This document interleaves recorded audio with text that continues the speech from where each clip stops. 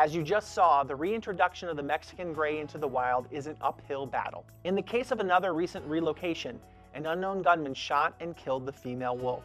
Which brings us back to the subject of knowledge. The more we know about these animals, the more likely we are to value their place in the wild. Perhaps we can positively alter human behavior if we gain a greater appreciation for wolf behavior. As top predators, wolves know all about staying out of sight. However, Jeff Dolphin has a hunting trick of his own. There's a yearling wolf from the bluestem pack. You can barely hear him. He's one we might try and get a look at today. There are only 75 Mexican wolves known in the wild. At any given moment, wildlife specialists like Dolphin can tell you the location of most of them. Okay, this is 1290. This is her brother. You see this big mountain right here? This is Mount Baldy on the horizon. And he's been just to the east of it, directly where I'm pointing. Many of the wolves are fitted with transmitting radio collars. Each has its own signal and corresponding number. Using a method called radio telemetry, Dolphin can use the signals to keep track of individual wolves and entire wolf packs. This is 1107, the one we heard on the way up. He's the closest out of all of these ones that we're hearing. While radio telemetry can reveal locations, it can't tell much about wolf behavior. At least, not without some additional detective work. We came up here, we had a cluster of points from this female's GPS collar in this area. It showed she was here for about 2 days. It could be that the female is looking for a spot to make a den, a birthplace for future pups.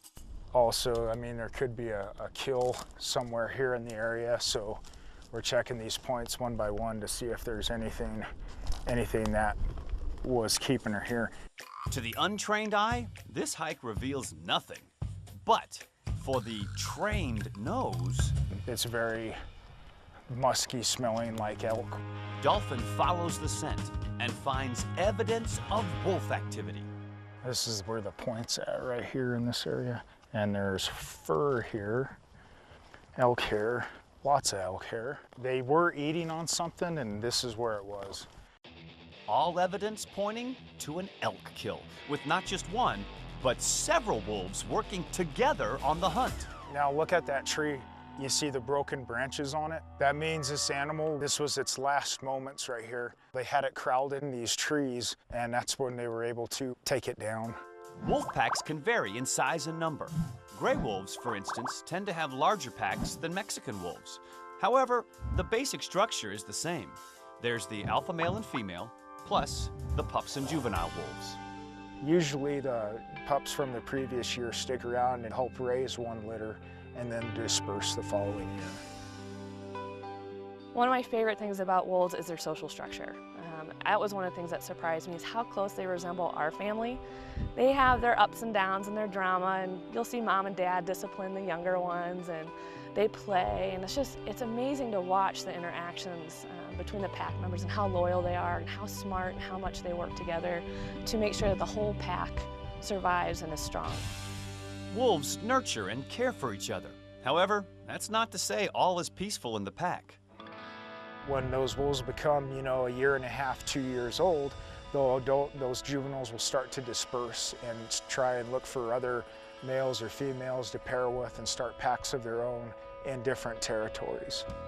And whether it's a new or established pack, the struggle for the top job never ends.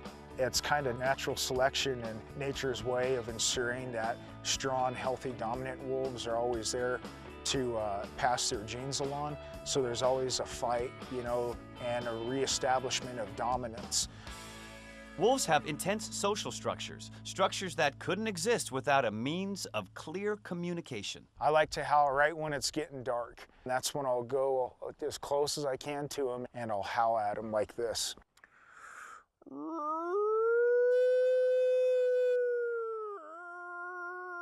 At this time of day, there's no reply, but closer to dark and with wolves closer by, Dolphin has prompted return howls, which he's recorded. I almost feel like I'm talking to him, but I don't know what I'm saying. But howling is a very complex thing, and each howl is different. Like my voice is different from your voice. One wolf howl is different from another. But even if he can't speak wolf, Dolphin and his colleagues can detect enough differences to gather some basic data. Sometimes what we do is we'll do a howling survey, but we'll go to the rendezvous sites and howl, and then the wolves will howl back. But we can try and count how many pups are there sometimes from those howls.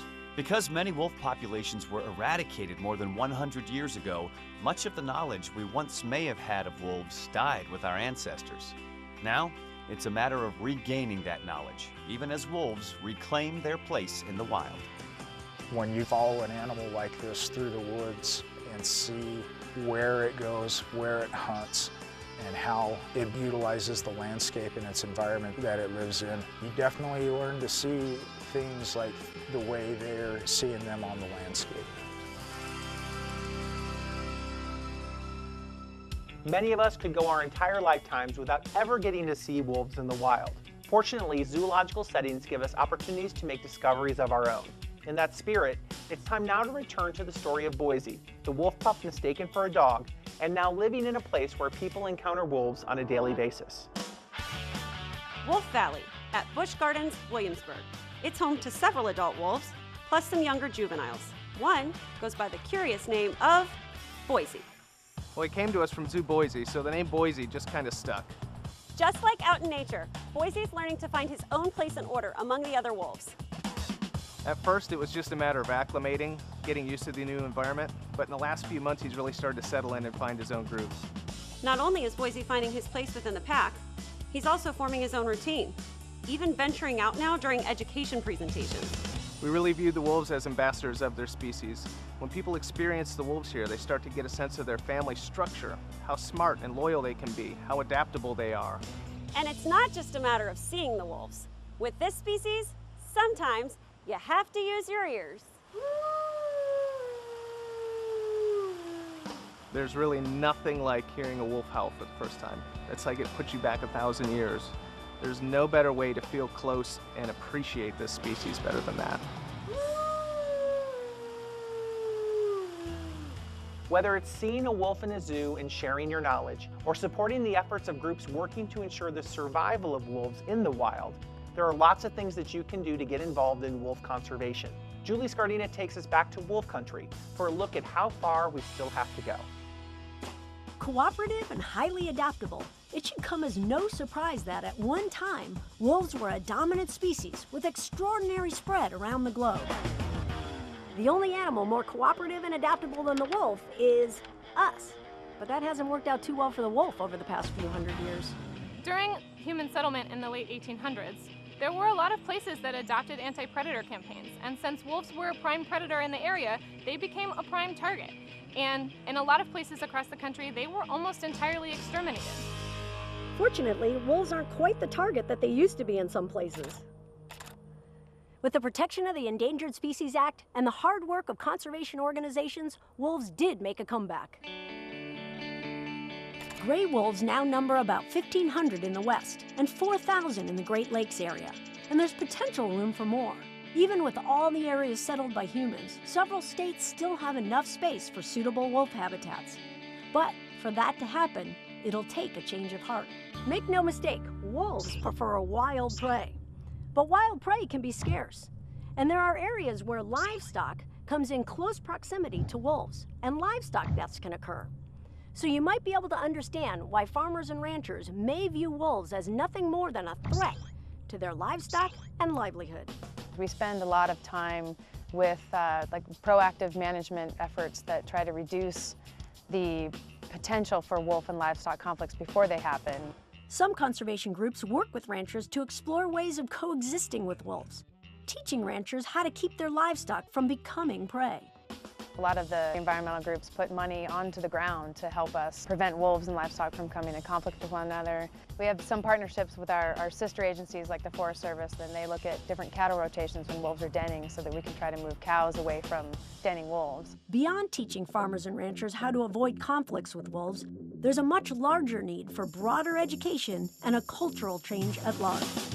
It could be argued that the only wolf we need to eliminate is the mythical big bad wolf that we've created in our own imaginations. For me, conservation is so important, and education goes hand in hand with that. You can't save a species unless you are learning about them and unless you are teaching children and adults alike about why it's so important. Why it's so important is that the wolf is what's called an apex predator.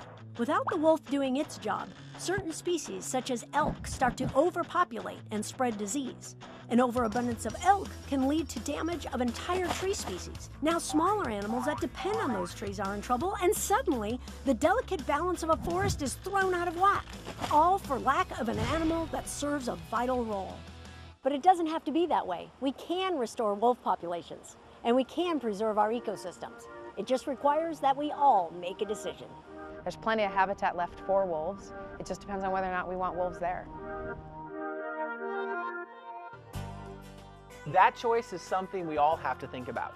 To find some good resources and get pointed in the right direction, visit shamutv.com and become a fan of the SeaWorld and Busch Gardens Conservation Fund Facebook page. With these resources, you can learn even more about ways to protect wolves in the wild. Until next time, I'm Bill Street saying thanks to our friends at the Endangered Wolf Center and Defenders of Wildlife for their help. And thanks to you for watching and for your part in saving a species.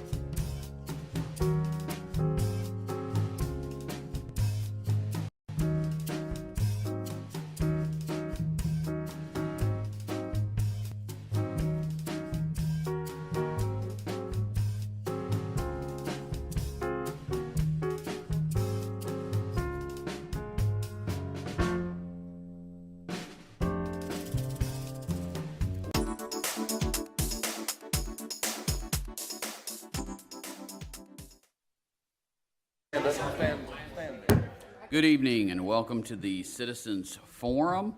It is December 6, 2022. It is 6:45 p.m. We do have one person that has signed up. You have 3 minutes to speak. When you approach the podium, please state your name and address. Mr. John Skinner.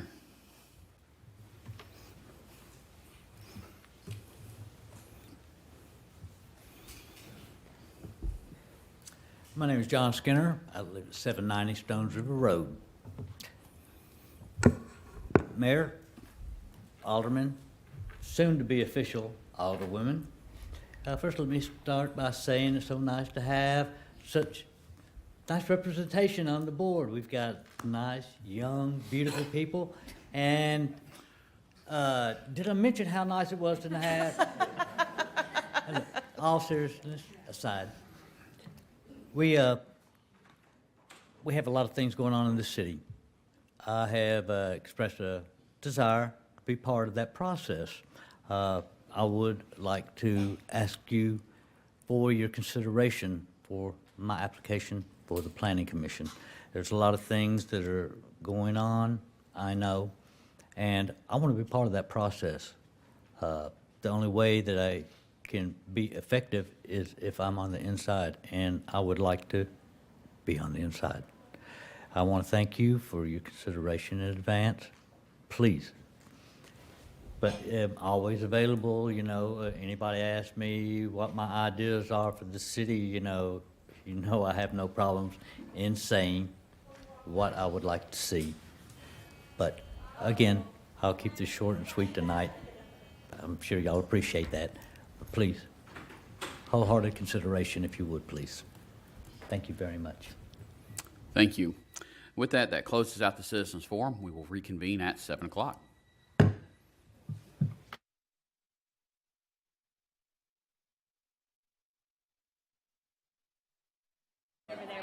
Good evening and welcome to the Board of Mayor and Aldermen meeting. It is December 6th, 2022. It is 7 p.m. I call this meeting to order. We do have a quorum. The prayer will be with Vice Mayor No. The Pledge of Allegiance will be with Alderwoman-elect Haas. If everyone would please stand for the prayer and the pledge. Let us pray. Our Heavenly Father, we come before you as always with humble hearts, bowed heads, Lord, thanking you for another incredible day in your world, because we know that without you nothing is possible. Lord, that we ask that you look over our fair city and our citizens, and you give this board, Lord, the good knowledge to help move our city forward so that things will be really great. And these things we pray, Lord, through your Son, Jesus Christ. Amen. Amen. I pledge allegiance to the flag of the United States of America and to the republic for which it stands, one nation, under God, indivisible, with liberty and justice for all. All right.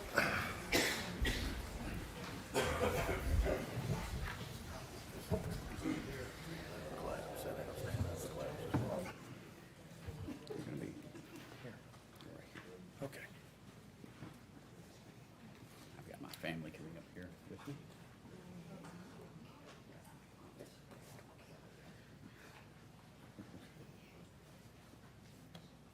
Ready? I, Jason Cole, I, Jason Cole, do solemnly swear or affirm do solemnly swear to support the Constitution and the laws to support the Constitution and the laws of the United States of the United States and the Constitution and the laws and the Constitution and the laws of the State of Tennessee of the State of Tennessee and the Charter and the ordinances and the Charter and the ordinances of the City of LaVergne, of the City of LaVergne, that I will faithfully and impartially discharge the duties of my office as Mayor of the City of LaVergne to the best of my knowledge and ability. Congratulations. Thank you, sir.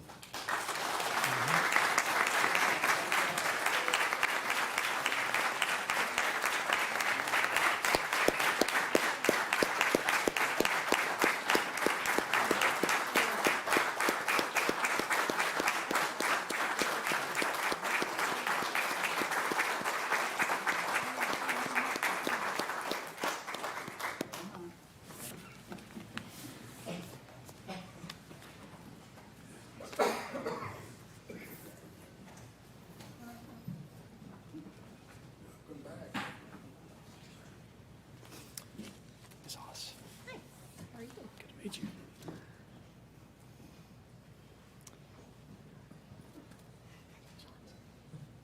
Ready? Yes, sir. Okay. I, Carol Haas, I, Carol Haas, do solemnly swear or affirm do solemnly swear to support the Constitution and the laws to support the Constitution and the laws of the United States of the United States and the Constitution and the laws and the Constitution and the laws of the State of Tennessee of the State of Tennessee and the Charter and the ordinances and the Charter and the ordinances of the City of LaVergne, of the City of LaVergne, that I will faithfully and impartially that I will faithfully and impartially discharge the duties of my office discharge the duties of my office as Alderwoman of the City of LaVergne as Alderwoman of the City of LaVergne to the best of my knowledge and ability. to the best of my knowledge and ability. Congratulations, Ms. Haas. Thank you.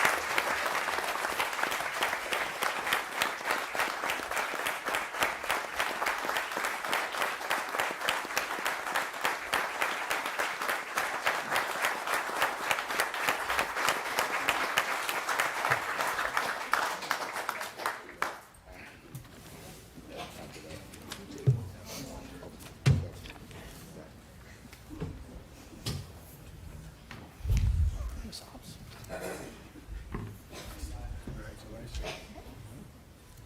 Okay. I, Kara Hobbs, I, Kara Hobbs, do solemnly swear or affirm do solemnly swear to support the Constitution and the laws to support the Constitution and the laws of the United States of the United States and the Constitution and the laws and the Constitution and the laws of the State of Tennessee of the State of Tennessee and the Charter and the ordinances and the Charter and the ordinances of the City of LaVergne, of the City of LaVergne, that I will faithfully and impartially that I will faithfully and impartially discharge the duties of my office discharge the duties of my office as Alderwoman of the City of LaVergne as Alderwoman of the City of LaVergne to the best of my knowledge and ability. to the best of my knowledge and ability. Congratulations.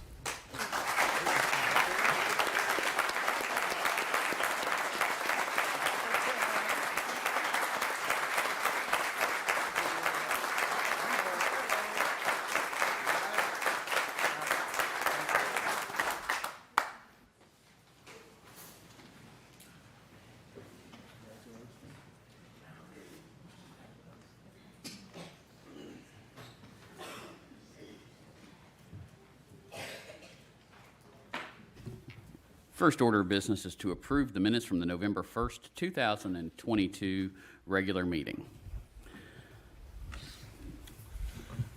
Motion to approve. I second. Have a motion to approve from Vice Mayor No, second from Alderwoman Haas. All in favor? Aye. Aye. Opposed? And moving on to certificates. If I could have Ms. Megan Honeycutt join me.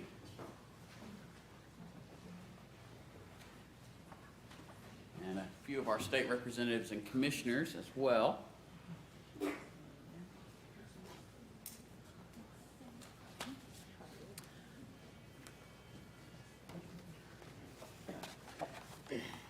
Mr. Mayor, Ms. Hope Oliver just texted me. She is stuck in traffic trying to get here from Nashville, or she would be here. Not a problem, sir. This is a certificate of appreciation granted to Megan Honeycutt for your dedication, time, and commitment to improving the City of LaVergne and the quality of life of all of our residents. Your absence will not go unnoticed, and we wish you the best of luck in your future endeavors. Thank you for everything you've done. Thank you, sir.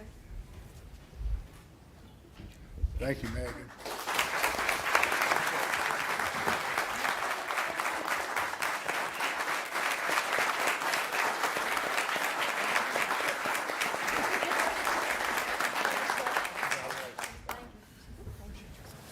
Thank you, sir.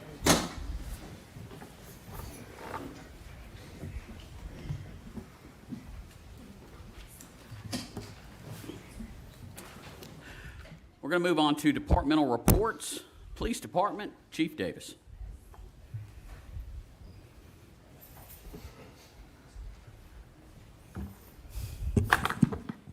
Mayor, Vice Mayor, newly elected aldermen. We have a good issue with the police department with the report this time. As you can see in your packet, we upgraded to a new CAD system on the 8th of November, And as far as the data conversion and analytics, that's the last thing that gets converted over.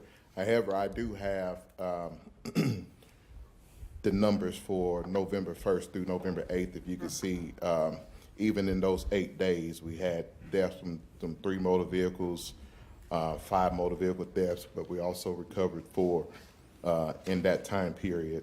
In this particular month, 12 a.m. to 6 a.m. is the main time that that the vehicles are being broken into, and it doesn't show how many were locked. I guess that's a part of the data that we don't have. But the LPR activity is for a full month. When next month come, I'll have the addendum to the rest of the November stats as well as December stats to report to you all at that time. Any questions? Chief, can you talk to us about Blue Sentinel and how it's Blue continuing to work? Sentinel is our license plate reader program.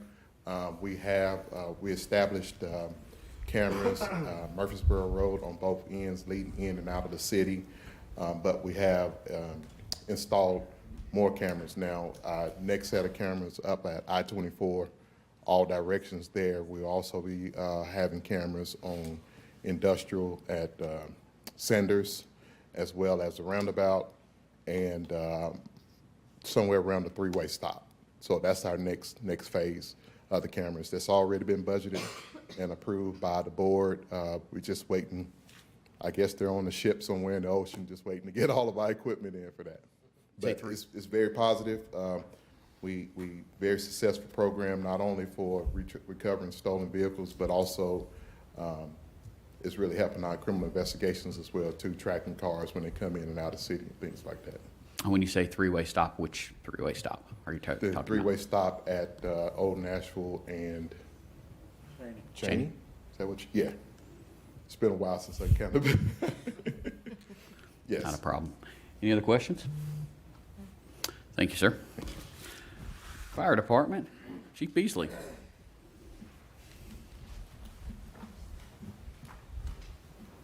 Good evening, Mayor, Vice Mayor, Alderwomen.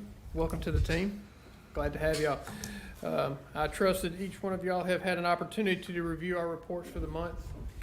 Just in the last couple of days, we surpassed last year's number as a total. So we'll surpass our number of runs this year, probably about 250 to 300 runs for the year. So no rhyme or reason. It's just an increase. I think that's across the board for the fire service in general. That the runs are increasing by and large. So medical calls still respond about 80% of what we do. So do y'all have any questions? Thank you, sir. Thank you. Moving on to Parks and Recreation, Mr. David McGowan.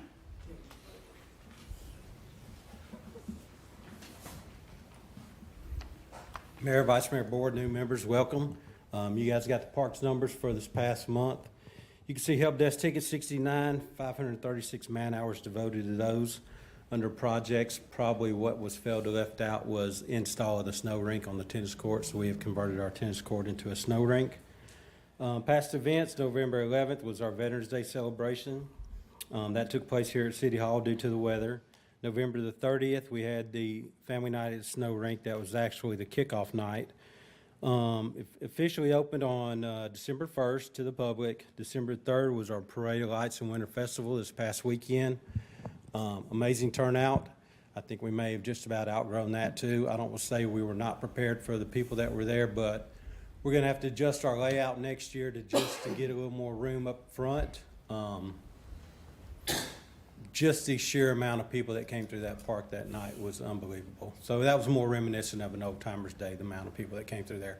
If we can't use that front field for parking, it kind of congests everything in the back and kind of bottlenecks it. So hopefully next year we'll get a little bit better weather. That front field will be available for parking. We can spread out a little bit more. Upcoming events, January 16th, Martin Luther King Jr. celebration. We plan for that to take place here at City Hall.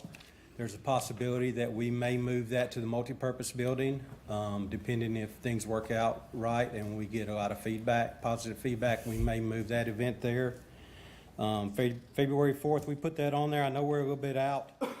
That's the father and daughter dance. That is going to take place at the multipurpose building this year.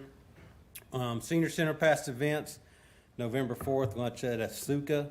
November 17th, they had their Thanksgiving luncheon. Upcoming events, Shoney's Breakfast. December 14th is their Christmas dinner at the Multipurpose Building. And then they have a field trip planned to Uncle Bud's. No meetings in January.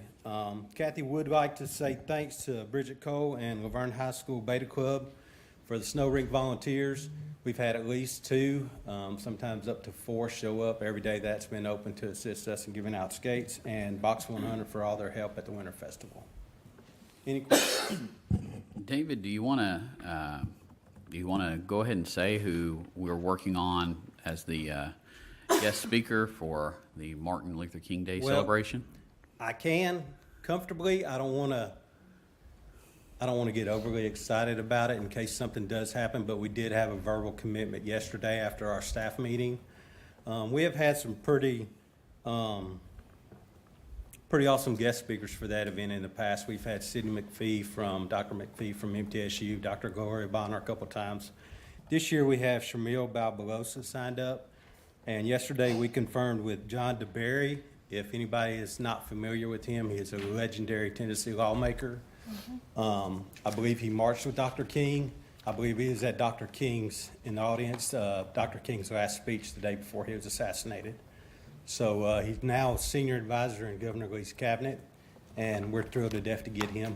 I've seen a lot of things for the better in this city since I started working here, and this is probably about one of the most that I'm excited about. If we can pull that off, firsthand knowledge and experience of that segregation, that would be huge for us. Good to hear. So keep our fingers crossed. I don't want to. He did confirm yesterday, so that's good. Trying to work the logistics out with his team, but we're really looking forward to that. I texted my wife as soon as we got that confirmation and said I'm pumped about this one. We've been working on him for a couple of years. Any questions? Thank you. Thank you. Moving on to the library, Miss Donna Bebout. We missed you at the workshop. I heard you all had some special guests. Good evening, Mayor, Vice Mayor, Alderwomen. Good to see you. That almost got shot. And tased. Okay, we'll move on. For the month of November, you can see that our numbers are beginning to inch up a little bit at a time. COVID did a number on us like it did many places, but we are gaining ground now with our attendance and our circulation, and we distributed 60 new patron cards, so that's still going great. I wanted to talk about 3 events that we're going to be having in December. One of the ones is our Saturday movies at the library. We have been doing this for about 4 months now, and attendance has been very light. We would love to see friends to come out and sit in the meeting room with us, watch the movie Elf, eat some snacks, and just have a good time laughing together. That's going to be on December the 10th at 2 p.m. We're having a very special jammy story time reading night. That will be Thursday, this coming Thursday, December the 8th at 5:30 p.m. Our guest readers are LaVergne High School Junior ROTC Wolverine Battalion, Lieutenant Colonel retired Glenn Shirley, Cadet Lieutenant Colonel Riley Hill, and Cadet Major Leah Mondragon, and the student leadership will be in attendance. They're going to be reading 7 books created from scratch by themselves about the 7 Army values. I would like to read an email that I received from Cadet Major Leah Mondragon. She says, "We are LaVergne High School Junior ROTC Wolverine Battalion. As a part of our annual service learning project, we, as a battalion, have decided on creating 7 different books made by our program completely from scratch about our 7 Army values. These values are loyalty, duty, respect, selfless service, honor, integrity, and personal courage. Each plot of the books was designed by our class leaders, then given to our cadets. The cadets then partnered up and created a page of dialogue and illustration. The student leadership then digitalized our books and printed them out so that we would successfully be able to read and donate to our community. The reason behind this project is to educate both our community and ourselves about how valuable our 7 Army values can be by putting them into real-life situations. Our students learning how to write and work as a team is really important in our program. We wanted to give back to our community and reach toward the younger generation. We wanted to include the younger students and hopefully teach them important lessons that we wish we could have learned at their age. We hope to help them grow into respectable and well-behaved young adults. Lieutenant Colonel retired Glenn Shirley, Cadet Lieutenant Colonel Riley Hill, Cadet Major Leah Mondragon, and our student leadership will be in attendance at our reading night this Thursday, December the 8th at 5:30 p.m. in the Storytime Room. We are looking forward to reading the books we created. We are also extremely grateful to the LaVergne Public Library for letting us use the library to read to our community. Very excited to have these people come and be a part of our story times. They went to several of the elementary schools and gave out flyers. We're hoping to get several of our students in from our different schools for this story time. We welcome everyone. I think this will be a unique situation and a unique experience. Okay, and the last thing that'll be going on at the library to end us up for the holidays is a story time with Mrs. Claus and a visit from Santa Claus.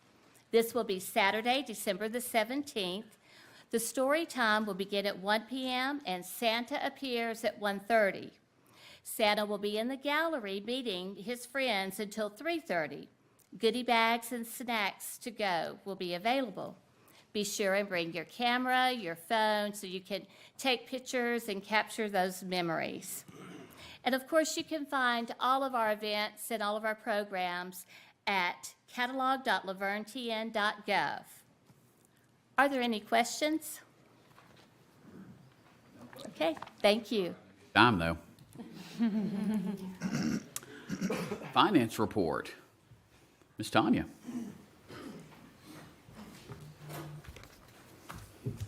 Good evening, Mayor, Vice Mayor, Alderman, Alderwomen. I'll be giving you the highlights of our financial report. In our general fund, our expenses exceeded revenue by $871,000. On our local sales tax, our year-to-date amount is $5,220,000.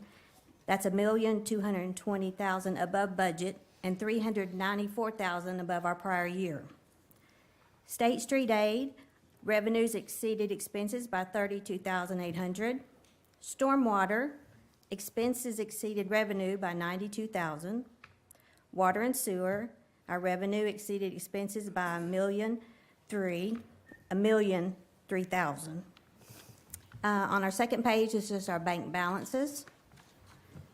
And our third page, we're comparing to prior year. In our general fund, our revenue is up $86,600. Our expenses are up $403,000. In the water and sewer, our revenue's up $190,970. Expenses are up $9,677. And our water sewer tap fee revenue is down $84,600. Any questions? No, ma'am. Thank you. Water treatment plant, Mr. Danny Campbell.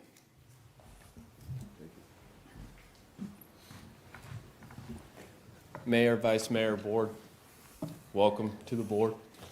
I trust that you've had the opportunity to look over the monthly report for the water treatment plant.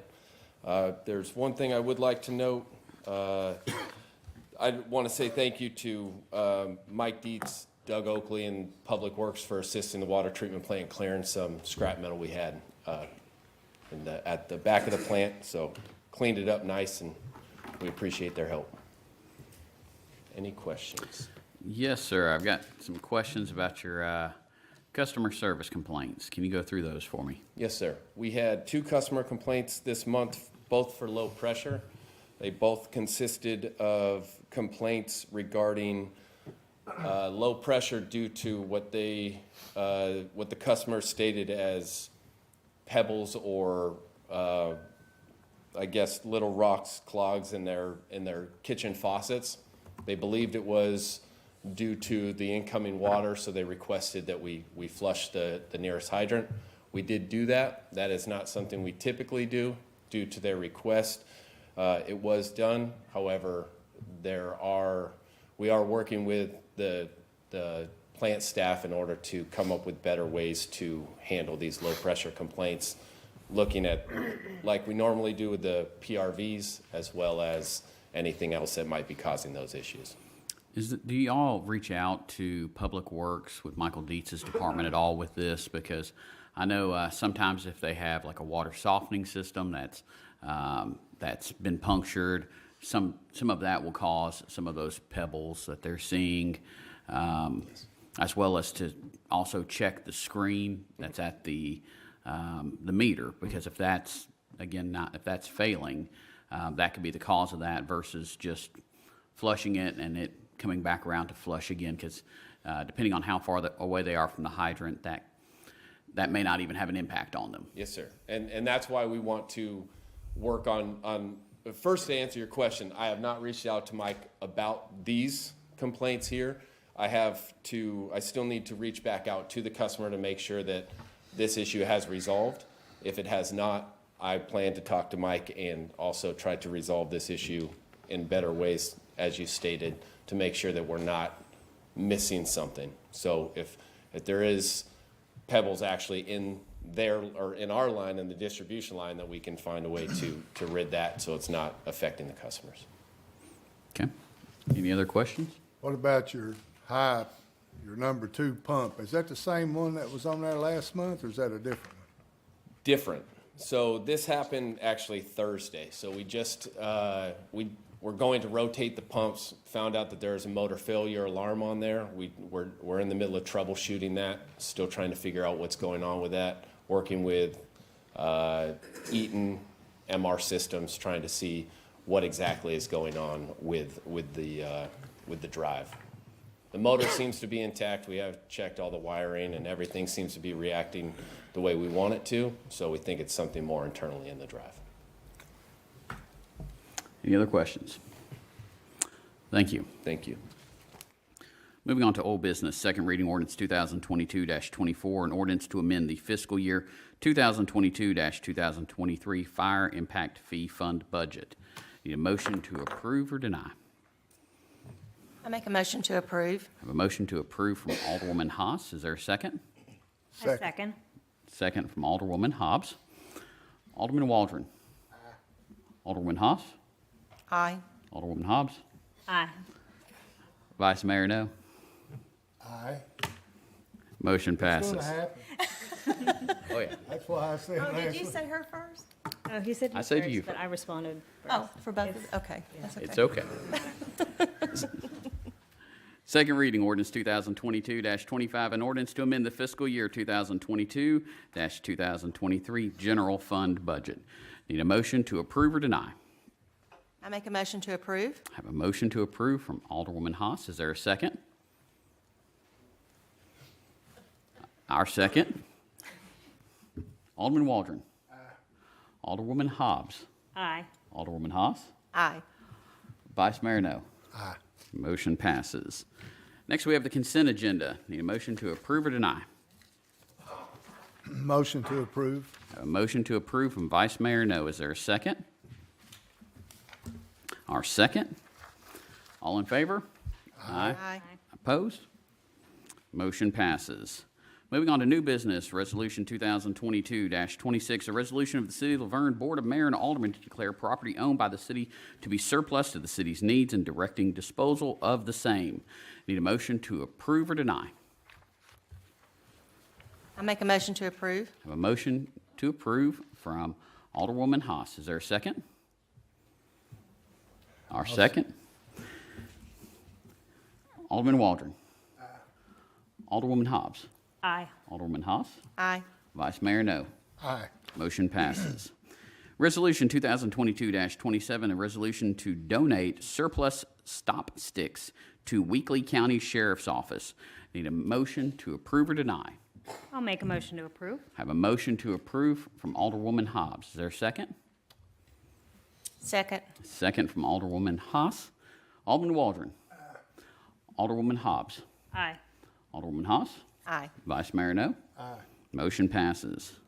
Resolution 2022-28, a resolution to authorize city officials and employees to take such action as they deem appropriate to enforce the bid bond submitted by Fellowship Construction Incorporated and issued by Ohio Farmers Westfield Insurance Company. Need a motion to approve or deny. Motion to approve. Have a motion to approve from Vice Mayor No. I will second. Alderman Waldron. Alderwoman Hobbs. Aye. Alderwoman Haas. Aye. Vice Mayor No. Aye. I vote aye. Resolution passes. Moving on to appoint or remove board and committee members. First, we've got the Beautification and Arts Advisory Committee. We need to appoint a council member to this committee. We also have one vacancy due to the resignation of Marshall Smith, and we have received one application from an Anne Marie Carter. I'll make a motion to appoint Alderwoman Hobbs and Anne Marie Carter to this board. Is there a second? I second. Second from Alderwoman Haas. All in favor? Aye. Opposed? Motion passes. Next, we have Economic Development Advisory Committee. We need to appoint a council member to this committee. I make a motion to appoint Mayor Jason Cole to this committee. Have a motion to appoint myself. Is there a second? I'll second. Second from Vice Mayor No. All in favor? Aye. Aye. Opposed? Next, we have the Greenway Advisory Committee. We need to appoint a council member to this committee. I make a motion to appoint Alderwoman Hobbs. Have a motion for Alderwoman Hobbs. Is there a second? Second. Second from Vice Mayor No. All in favor? Aye. Aye. Opposed? Next, we have the LaVergne Housing Authority. The term for Chuck Isbell expired on November 30th. He would like to stay on this board. We have no other applicants, so I will appoint him back to the Housing Authority. Next, we have the Library Board. We need to appoint a council member. And the chairman of the board is selected by the Library Board members as required by state law. Need a motion to appoint someone. I make a motion to appoint Mayor Jason Cole to this board. Have a motion to appoint myself. Is there a second? I'll second. Second from Vice Mayor No. All in favor? Aye. Opposed? Abstain. Next, we have the Local Emergency Planning Committee. We need to appoint a council member to this committee, and I will make a motion to appoint Alderwoman Haas. Is there a second? Second. Second from Vice Mayor No. All in favor? Aye. Opposed? Abstain. Next, we have the Parks and Recreation Advisory Committee. We've got one vacancy on the board due to the resignation of Carol Haas, and we have received one applicant, Rick Autry, for this, so I will appoint him to that board. All in favor? Aye. Aye. Opposed? Abstain. That motion passes. Next, we have the Planning Commission. We have got, we need to appoint a council member to the Planning Commission, and I'm going to make a motion to appoint Carol Haas to that. Is there a second? I'll second. Second from Vice Mayor No. All in favor? Aye. Aye. Opposed? Abstained. Motion passes. I'm also going to remove Diane Sanders and John Rutledge from the Planning Commission and appoint Mark Molnar and Graham Coates to the Planning Commission. Last, we have the Senior Citizens Advisory Committee. We have one term vacant, which is Carol Haas's, and we already have 2 applicants to this board. We've got Chuck Isbell and Tabitha Howard. I'll appoint Tabitha Howard to this board. All in favor? Aye. Aye. Any opposed? That motion passes. Moving on to Mayor and Alderman comments. Alderman Waldron.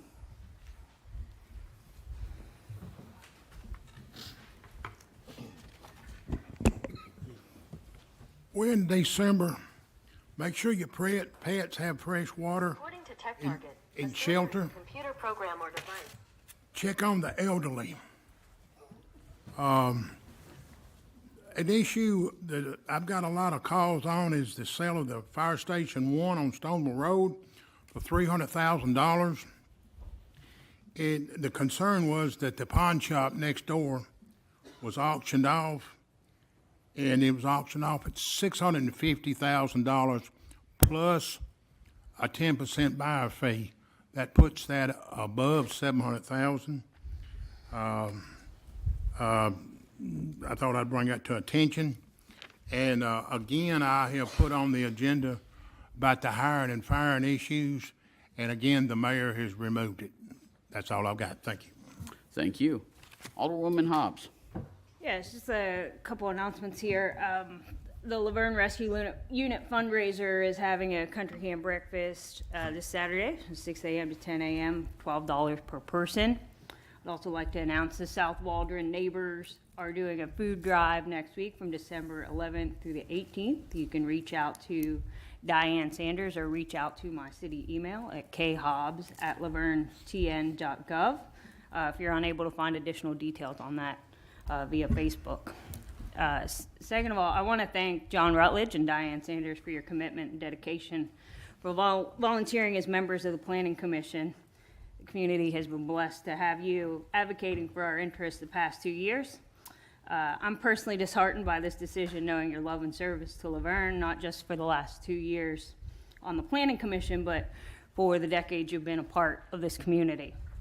I expressed my concern over the dismissal of Planning Commission members prior to the expiration of their term, though Mayor Cole has the right to appoint and dismiss members without a nomination or vote from the Board of Mayor and Aldermen. I feel an explanation for the action would encourage the culture of transparency and accountability to our city government. To my knowledge, there's been no allegations or evidence of misconduct, so it's certainly a bit shocking Mayor Cole would dismiss members he personally appointed in 2020, especially Ms. Sanders, who he entrusted with the title of Vice Chair. Mr. Rutledge, who was appointed in 2020 with the term expiration of December 2024, though ran as the mayor's opposition this past election cycle, still represents the interest, vision, and the values of 30% of LaVergne's voting population, which is no small number. So I think it would be unreasonable to say his perspective is not relevant to our community. Again, I encourage the mayor to address the matter, given that these could be misinterpreted as, perhaps a overall poor judgment of character if you appointed these well-respected and upstanding individuals and now have such grave concern over these positions that you would terminate these volunteers prior to their terms. Or perhaps that the individuals no longer fit your agenda and are replaced with those to do such. So neither of these are to be considered as accusations, but certainly an opportunity for you to bring clarity and transparency to your actions for our community. Thank you. Thank you. Alderwoman Haas. Please order. Alderwoman Haas. I just once again like to thank everyone that came out for the swearing-in ceremony. I know the weather was really icky, and that's one of my favorite words. So, and again, the holiday season is coming up. Please remember safe travels if you're traveling, and if you're staying home, happy holidays. Thank you. Vice Mayor, no? No, sir, got nothing. Well, I just want to remind everybody about the library's different holiday events. December 8th is the special Jammies time at 5:30. December 10th is 2 p.m. ELF. And then December 17th is story time with Mrs. Claus and Santa. So we're going to have a good time. With that, I wish everyone a very Merry Christmas. Call this meeting adjourned. Adjourn. Adjourned.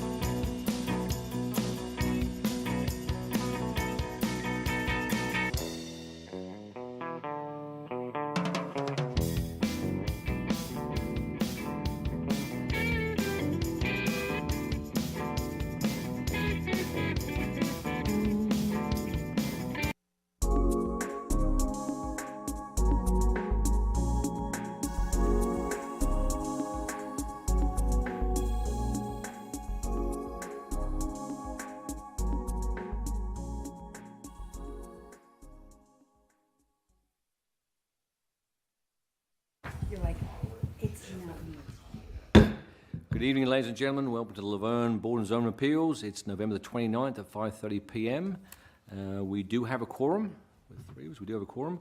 So if you would review them, approve the minutes, or look through the minutes for October the 25th regular meeting. I'll take any changes or any comments from there.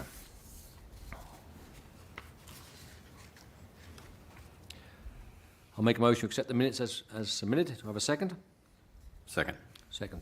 Those in favor say aye. Aye. Minutes are approved. Moving on, new business. Appeal the decision of the city planner, property located at 142 Stones River Road, tax map 15M, Group C, Parcel 1, C2 Highway Services, zoning district, property owned by Titan Home Builders, LLC. Mr. Logan, give your report, please. Thank you. This request is located at 142 Stones River Road, so it's not very far from here. And the site is outlined in blue there on the screen. It's directly across from Pool and Spa Depot, so it's across the street from Pool and Spa. This is the closer view. So you can see the existing property. It's a very deep property and not very wide. It's approximately 4 acres, give or take. And property is zoned C2, which is commercial zoning, of course. So here on the zoning map, it's right there, outlined in blue again. So all of this red color between the railroad track and Murfreesboro Road is zoned commercial, and it's all zoned the same, basically C2, except for this area of Glendale Drive is zoned R1. These are pictures from the property. So that's the sign that was posted at the road. If you've driven by, you may remember this black fence at the entrance. So this is looking toward the railroad track. The railroad track is just west of this picture. And then this is from the driveway. This is actually a new driveway. The old driveway is here where the fence is. So from this new driveway, looking back at Pool and Spa Depot across the street. And then this view is into the property. And again, it's a very deep property, but it's not very wide, and it does run beside the railroad track for the whole length of the property. So this applicant's requesting to appeal the decision made by the planning department regarding the requested use of the property. In your packet tonight, you've got the booklet, and I've got some of those pictures here in just a moment that I'll go through that are also in your booklet if you want a better look at them. But they are proposing heavy truck and tractor trailer service and repair, and if allowed, this enterprise would be located in a commercial district. The concern of staff is that the character and intent of C2 is to allow uses that provide a transitional zone between sensitive residential neighborhoods and more intrusive, loud, and more intense uses of industrial areas.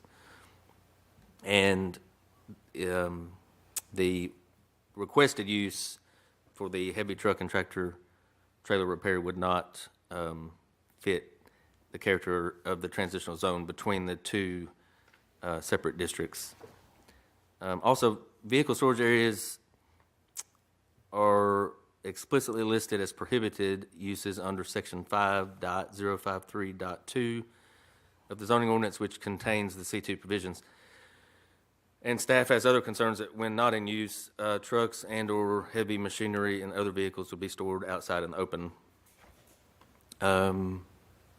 Also concerning is the need for outdoor storage of vehicles, machinery, possibly other tools and materials. And all of this is especially true given that this parcel is in the Murfreesboro Road Overlay District. And the purpose of that overlay district is to increase the aesthetics of the city and make it more appealing for development and residents. So this is in the booklet again in your packets.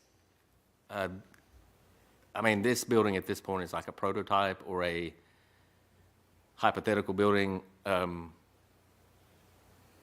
did notice going through these, so this building would not be allowed anyway because the overlay district requires brick and stone. So we're already kind of going down that path of industrial type design for the buildings, which is what you expect when you have heavier uses.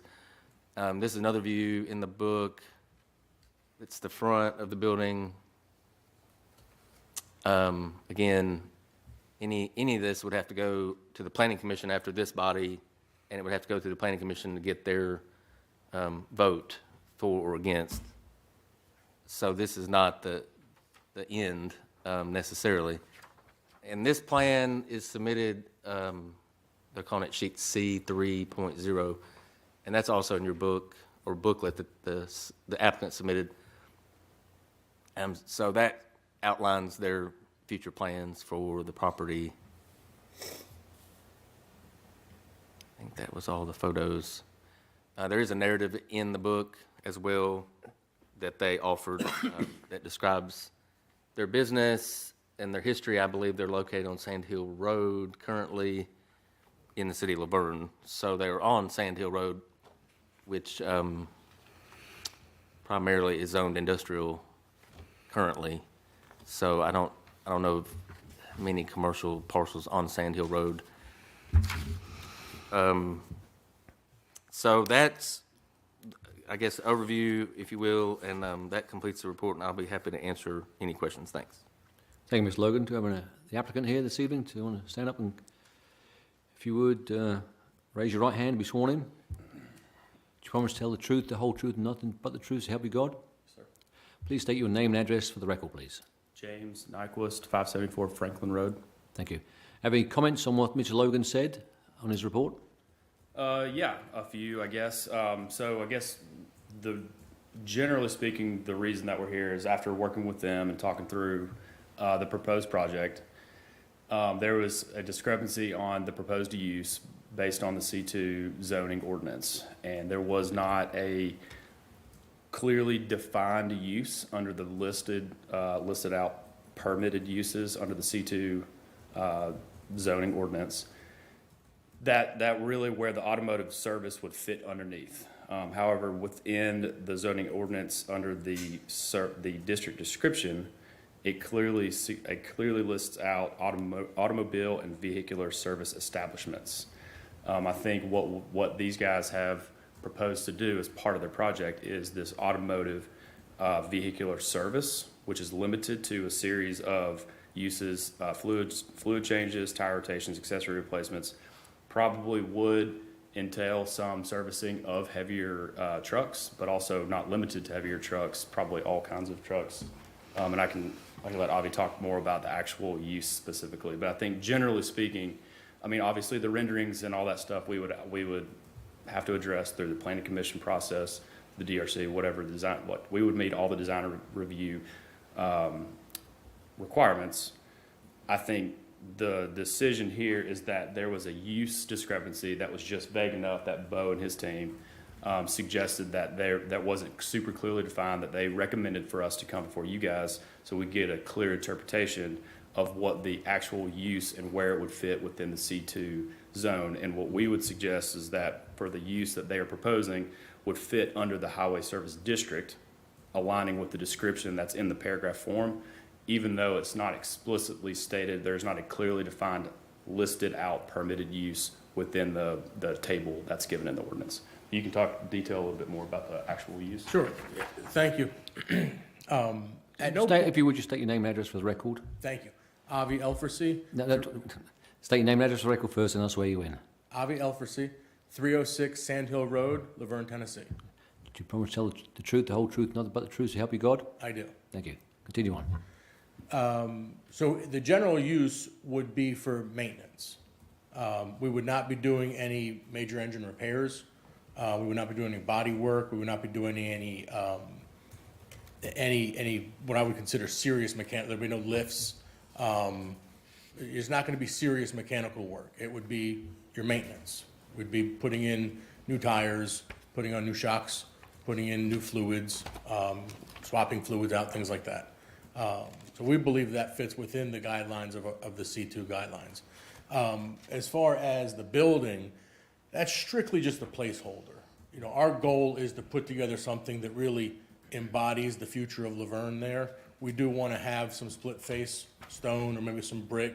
We do want it aesthetically to be pleasing. That really is, we're not prepared to go before the Architecture Review Committee today. We don't have any plans for the building. We have an overall size of what we want and how we want to break up all of our different business entities. But the trucking and business, the vehicle maintenance repair business, that's only a portion of what we're looking to do in this spot.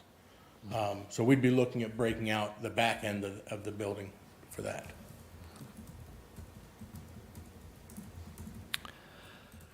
Okay, so I'm just looking at our rules and regulations as they presently stand. So you have automobile service, which means the replacement of parts, repair of any part of an automobile that does not require removal of the engine head or pan or engine transmission or differential, including but not limited to oil changes, lubrication, cooling, electrical, fuel, and exhaust systems. So And that's the space we operate in. So you're looking at automobile service is what you're referring to, and not automobile repair. Correct. Which basically is general repair, adjusting, overhauling, removing, replacing, or rebuilding of engines. Yeah, as defined in exactly what you just read, we're on the previous side of that. Okay. So the question for staff first, Mr. Brown. I understand we're going to be doing some work, or the CSX going to do some work on the ramp either side of that. Would that be correct in the near future? Yes. Okay, but they're not widening. They're just stretching out the dip. Is that correct? No, they're just doing some striping and stuff. Okay, all right. My other question is, what is the planned width of your driveway entrance? Because that's obviously a big concern for getting new vehicles in and out of the property. So, go ahead. Oh, no, yeah, so we're, I think the max is 40 feet. Is that right? The max driveway entry width, we would max it out, but the width of the driveway in and out would probably be 24 feet, two-lane traffic.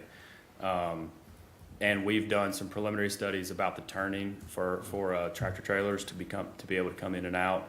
There are some utility kind of pedestals that are in that area. We've got a cell tower right there that we've kind of been looking at. So, I mean, obviously these things we would have to verify and flesh out through the site design process. We've done some preliminary studies to show that the truck turning movements will work in and out of there. If we can fit the driveway entrance and flares and everything can fit in the right spot and meeting the right spacing requirements. So we'd be closing this entrance and opening the wider entrance next to it. The green unit there, that's the utility box you're referring to, yeah? Yes, sir. Yeah. I mean, for me, that my concern is getting your vehicles on and off the property, flowing with the rest of the automobile traffic and not causing a headache. That's one of my concerns. Which is definitely something that we would make sure and verify and confirm. The alternative, I'm sorry, is creating a median there where the utility box is and having an entrance and exit on either side of it. But I think getting traffic in and out of there, the only hardship there is that box. And in talking with the utility companies, it's just the bureaucracy of getting that moved, and it could take upwards of a year to get that moved. So working around that, I don't know that in this view, the right side is wide enough completely, but if we have either a truck entrance and a car entrance or entrance exit, but I think we'll have a lot of ability to take traffic off the road quickly. Okay, and then my other question was for Ms. Logan. Looking at our present C2 uses permitted as special exceptions, I don't see anywhere in there that actually lists out for vehicles. The moment it says limited manufacturing, warehousing, sports and recreational vehicle camps, group assemblies other than racetracks and drag strips, assisted living and cellular towers. So I mean, that's for us on the legal side of it. I'm not seeing where it fits in You Well, I know, think that was you'd mentioned to us about fitting in with C2, and I'm now looking at the regular, which one are you referring to? Because I don't see it listed here neither. It says automobile sales, rental and delivery, excluding aircraft dealers, boat dealers, and recreational and utility trailer dealers. Yeah, I think that actually is That's the the closest. reason that we're here, is that there's not a automobile service is not listed as an explicit, is not defined under the permitted uses, under the chart or the list there. However, it is explicitly described as an allowable use or accepted use within the district description. So it seems like the automobile service is what the zone is set up to be for what these guys are trying to do.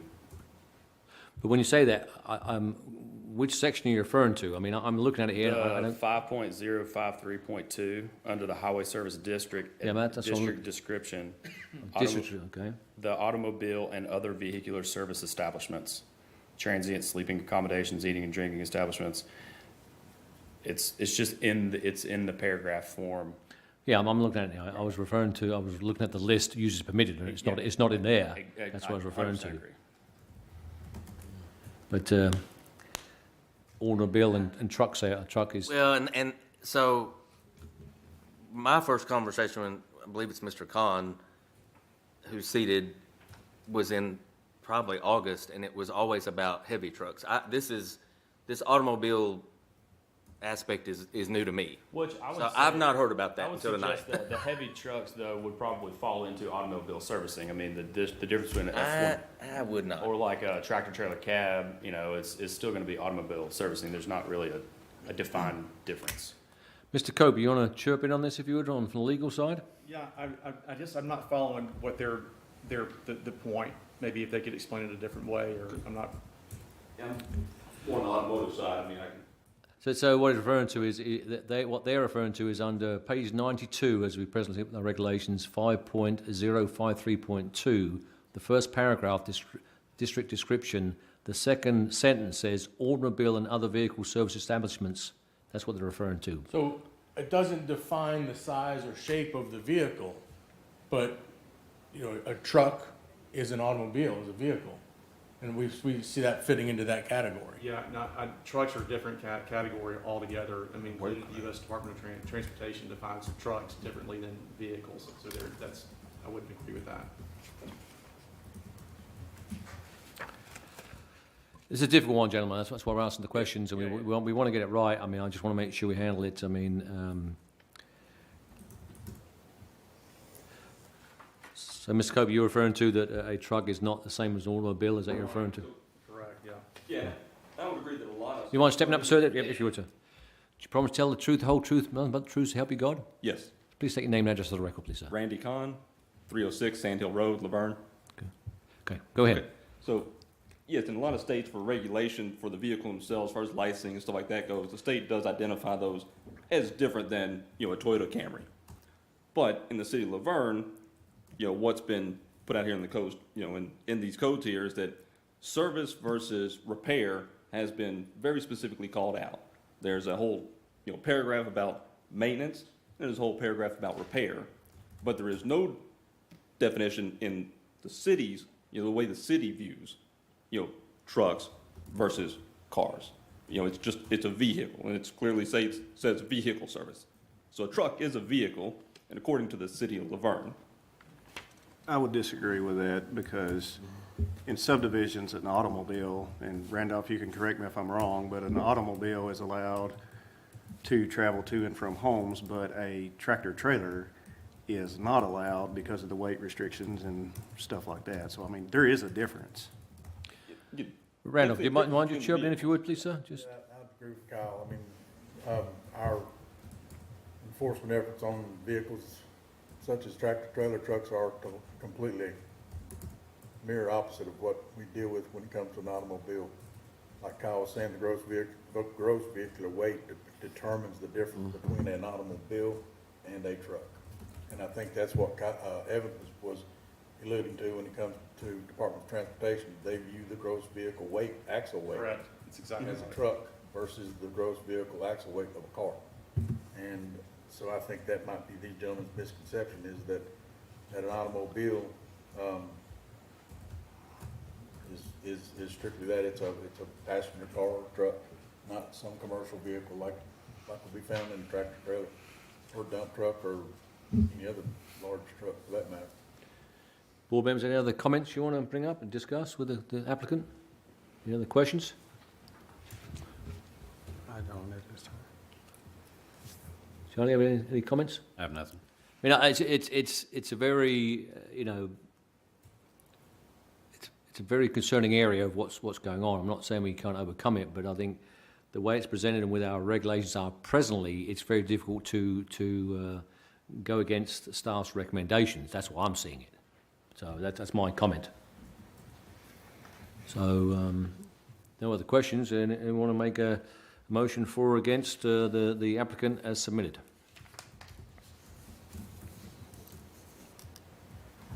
I'll make a motion against. Make a motion against. Do I have a second? Second. Second. Those in favour say aye. Aye.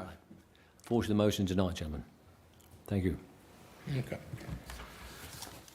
Moving on, item 2, a request for a sign variance property located at 5192 Merceborough Road, tax map 15, parcel B, parcel 9, C2 Highway Services Zoning District, property owner TN Rad Owner LLC, care of the Walgreen Company. Mr. Logan. Thank you. This request is for extra signage at a retail store here in LaVergne. It's the former Rite Aid store on Murfreesboro Road. And, of course, it's also at the corner of Stones River Road and Murfreesboro Road, not far from the previous item. So the closer view shows the store location and the parking areas. And this was Rite Aid formerly and was Rite Aid for a number of years and now has been vacant. I guess it was vacant maybe 2 years or 2.5, and now Pop Shelf has taken the building over and they've moved in. So Pop Shelf has, I'll show you the signage in just a moment, but they're zoned same as all these properties, again, between Murfreesboro Road and the railroad track. So that's C2 commercial zoning. So here's the current look of the store. They basically were allowed by right one wall sign. So they've already put that wall sign on the building. And essentially, the request tonight is to get a second sign on the other facade. So this faces Stones River Road, and this side faces Murfreesboro Road. So the Murfreesboro Road has the Pop Shelf sign, but there's no sign if you come down Stones River Road. So that's essentially the request. And this is also in your packet. Shows you the exact dimensions and the specifications for the sign. And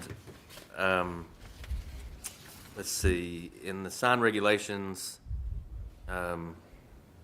certain commercial and industrial sites can ask for extra signage if they meet the requirements set forth.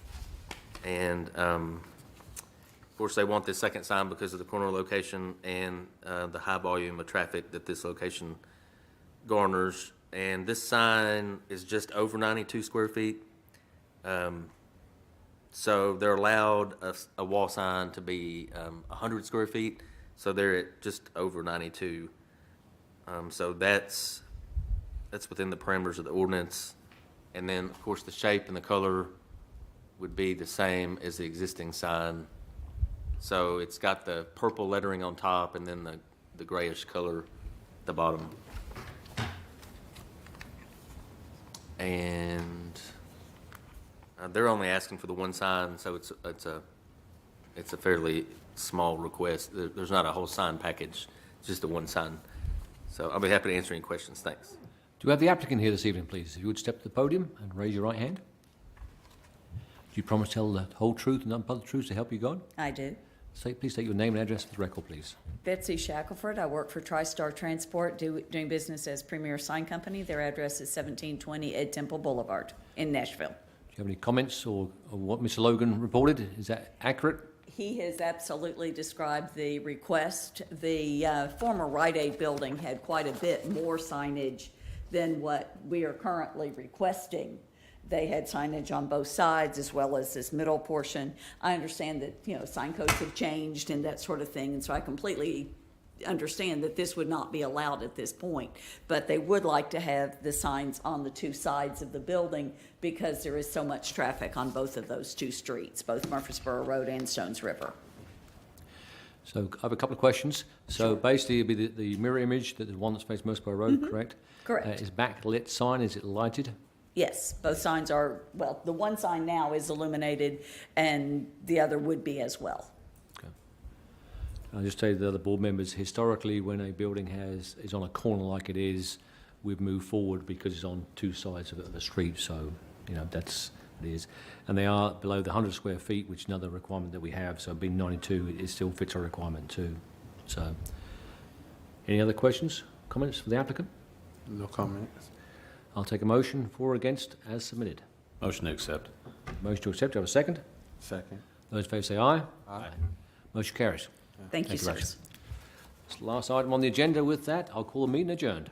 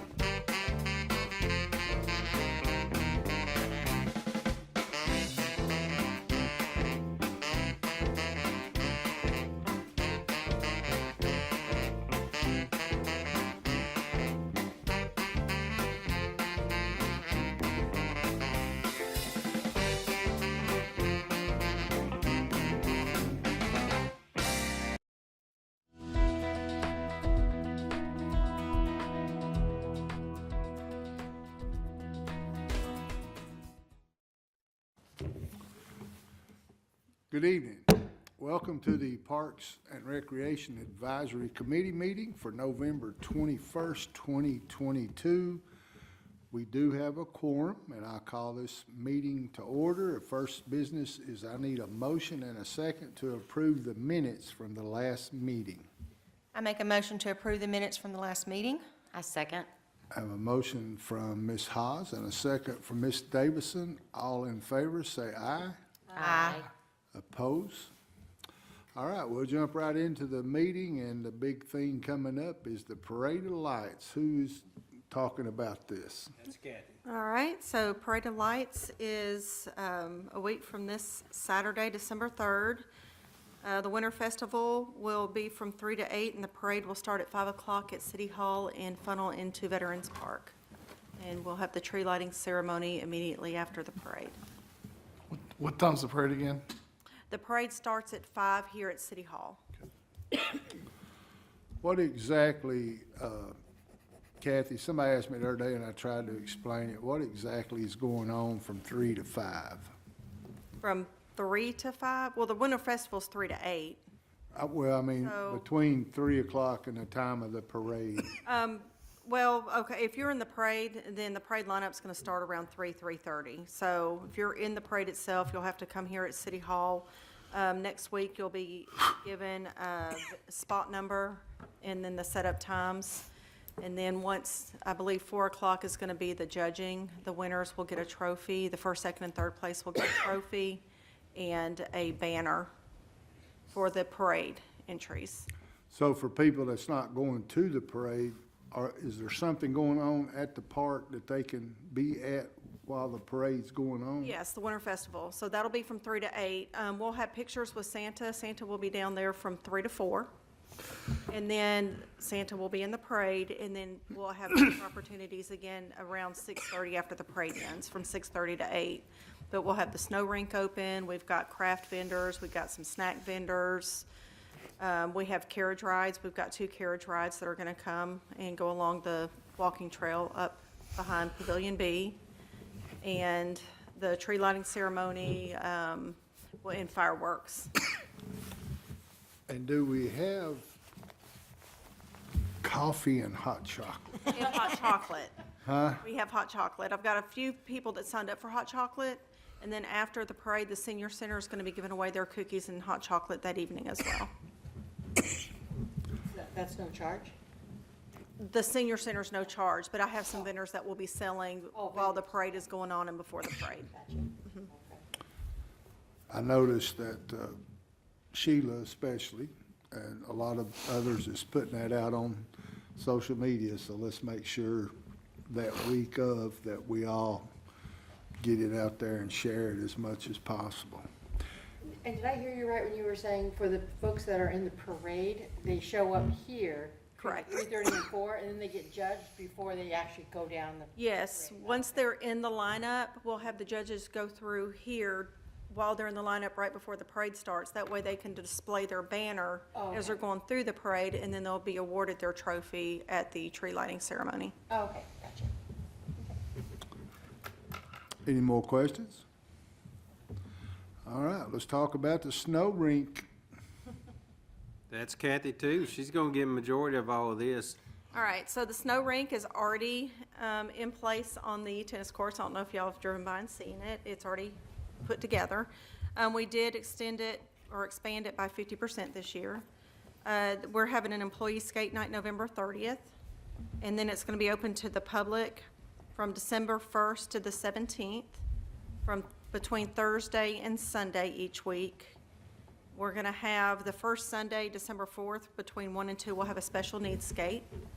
And then it will not be open on December 15th. That's the only day during that time frame from Thursday to Sunday it will not be offered. Can you say those dates again from the... Well, December 1st through the 17th, Thursday through Sunday during that time period, except for the 15th. Right. And tell us about the skates and the little snowmen you gotta hold on to. We've got skating aids for the little ones, and we do have several different sizes of skates. Skates are free to the public. You can bring your own skates as long as they're not double-bladed. And we are doing 1 hour increments. So like Thursday's 4 to 8. So you show up, you get to skate from 4 to 5. You show up at 4:30, you'll need to wait till the 5 o'clock skate or elect to skate for 30 minutes. But we rotate every hour on the hour. And it is first come, first served. It is first come, first serve. We're not doing any pre-registration. They'll just have to complete the waiver when they arrive at the park. And what is the time frame on Friday, Saturday, and Sunday? Okay, so Thursdays and Fridays are 4 p.m. to 8 p.m. Saturday is 12 to 8. Sunday's 1 to 5.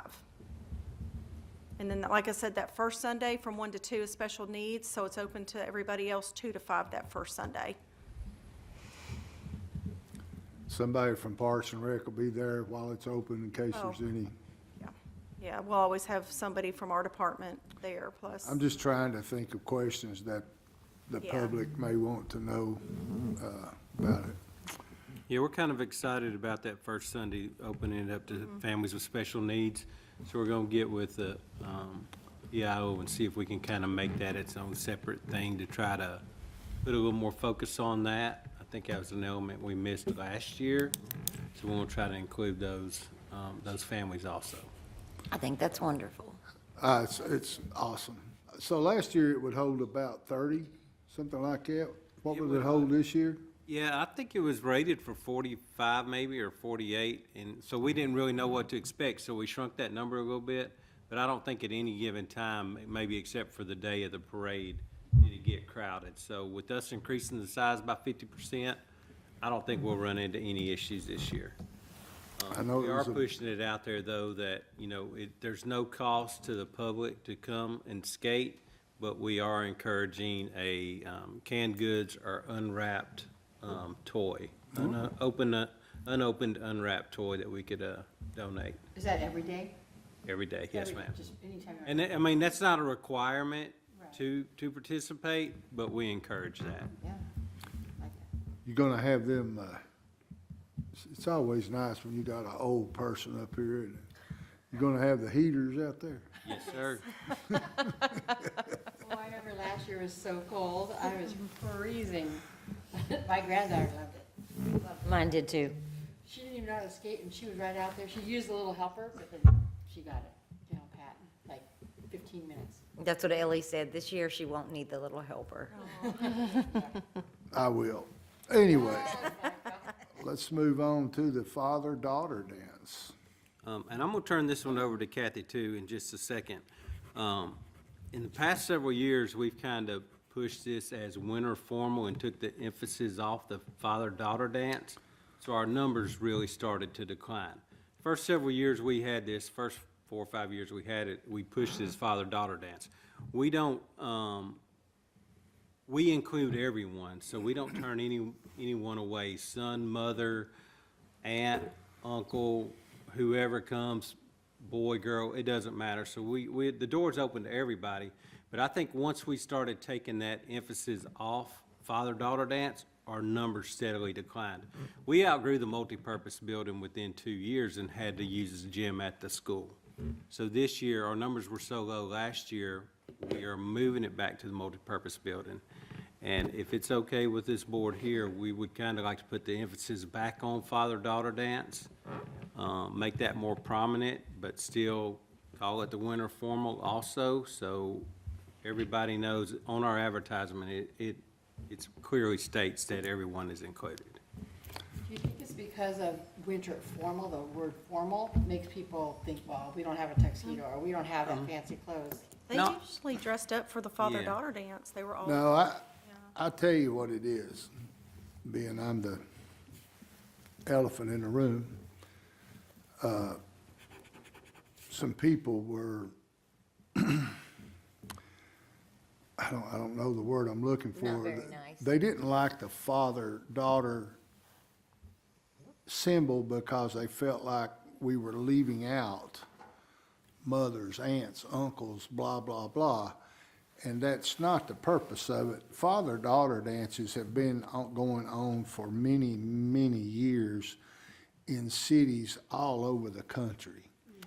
So to pacify some of that worrisome, we changed it, as David said, and it got a little bit confusing. I think that people know that when we have a father-daughter dance,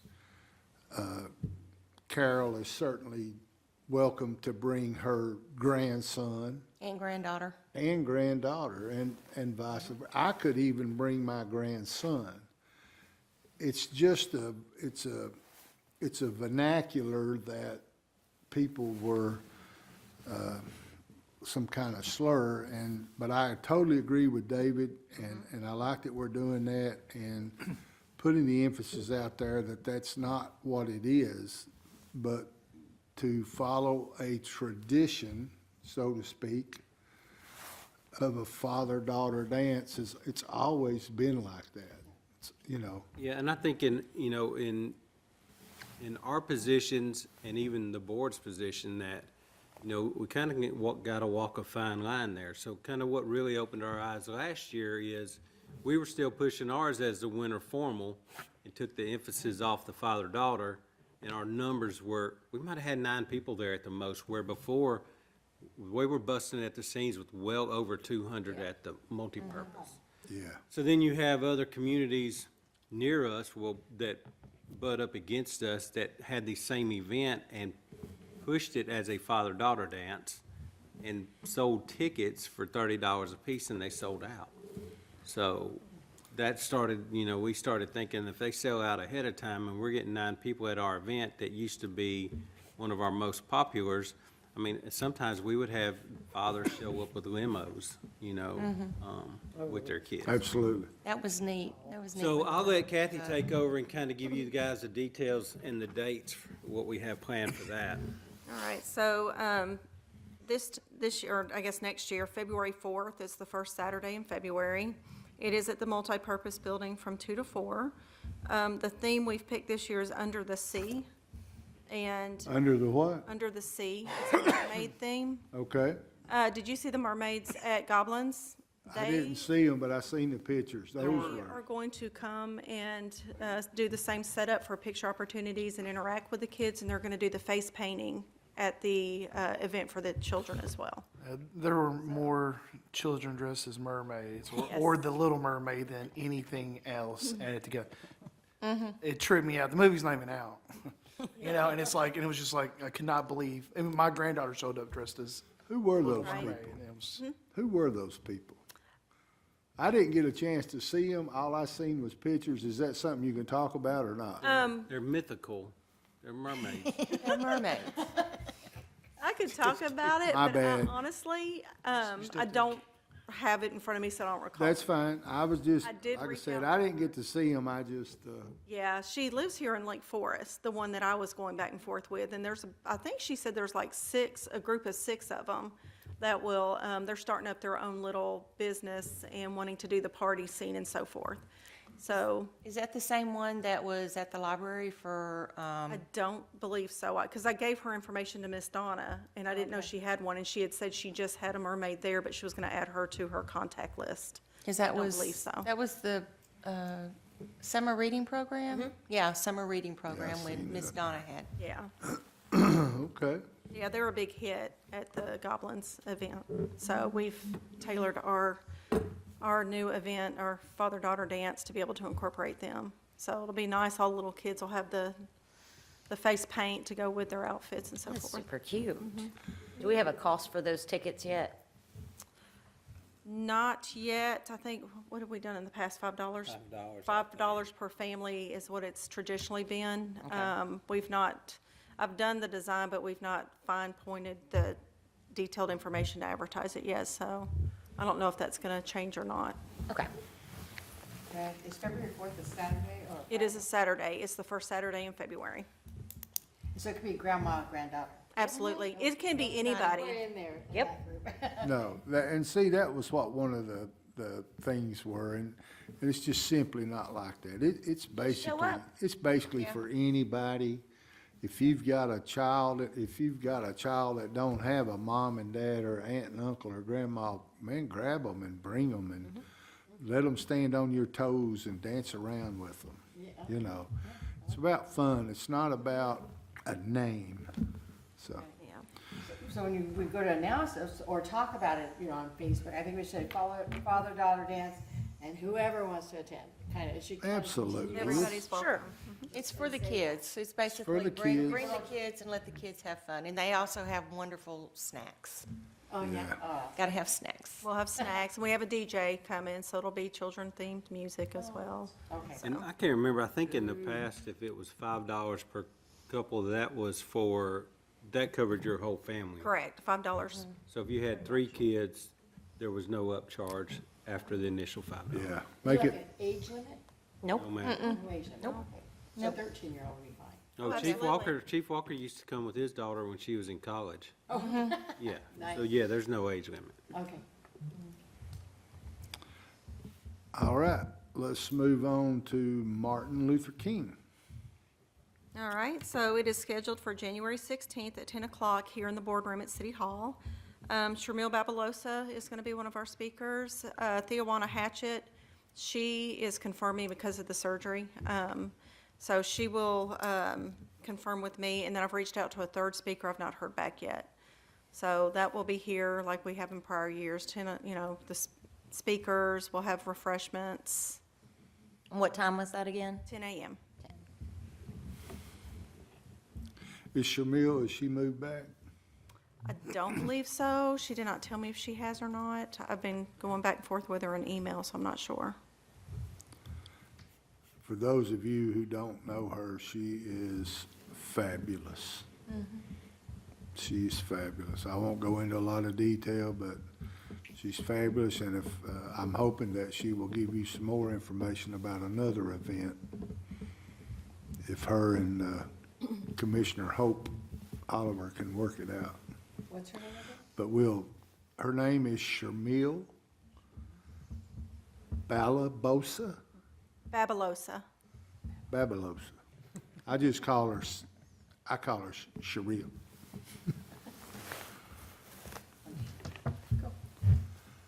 All right, Lord have mercy. We're talking about this already, and We're back to that again, wow. Got to start early. You say, wow, well, and I think me and David talked about this back a couple months ago when we had it, that it seemed like just yesterday we started talking about it, and boom, it was here. So let's talk a little bit about Old Timers Festival. Well, we're gonna throw a couple things out just to get some feedback from you guys. We were kind of on the fence if we wanted to do it tonight, but we're gonna go ahead and rip the Band-Aid off. What's your thoughts on there's several things we'd like to see do. One is kind of rebrand the name, kind of get away from the Old Timers Festival, because I think LaVergne has outgrown that. For people that, I personally don't have an issue with it, and I grew up in this city. So I was on the front end of it, but I just think we have grown past the Old Timers name, and I think it may deter some people from coming out and wanting to participate. Number 2 is, what y'all's thoughts on moving away from the parade and just focusing on one parade, the Christmas parade, or do we want to keep the Old Timers Day parade? Wow, that's some tough questions. I guess my first question would be is what name are you thinking about?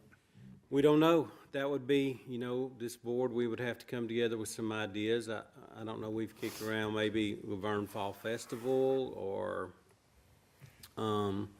we don't know. We're not 100% sure that the name is not the branding now is not a deterrent. We could actually create a poll and get the public involved, since they're the ones that come and participate. Yeah. Well, as sitting on the board and you guys being citizens of LaVergne, what are your thoughts on Old Timers Day? Are we proposing something that we shouldn't be, or? No, I think you're onto something there. Yeah, because if you were new here and you're like, old timers, you're gonna think old-timey music, you're gonna think antiques, you're gonna think flea market. Well, and you've got the traditional people that, like my parents' generation, not so much mine, but theirs. There's not a whole lot of them around anymore, and when they think of old timers or they come to that day, they want to take it back to what it was in the late 70s, early 80s, and we just can't do that. So much has changed, we can't get those elements to come, and there's not a whole lot of those elements around. You know, you've got Uncle Dave Making Days that ties up a bunch of stuff in Murfreesboro, and then you've got, you know, Mule Days, and then you've got Pioneer Days, I think, in Chapel Hill. Well, we've kind of, even in the festival itself every year, we've kind of gotten away from that. We're bringing in like the axe throwing, we're throwing in animals and more things for families. And it's that, when I first moved here and went, there was more of the old timers. It was very small. It was very flea market feel. And then there was a whole section over on the side with pictures where they were more celebrating the history of LaVergne. And there's a time and a place for that. But this has become more of a festival for families. And it's been going in a different direction for years. And I honestly think that's a great idea on rebranding the name on it and be able to pull in more people from even further out and take that out of the back of their brain that it's, Well, if we go ahead and start, do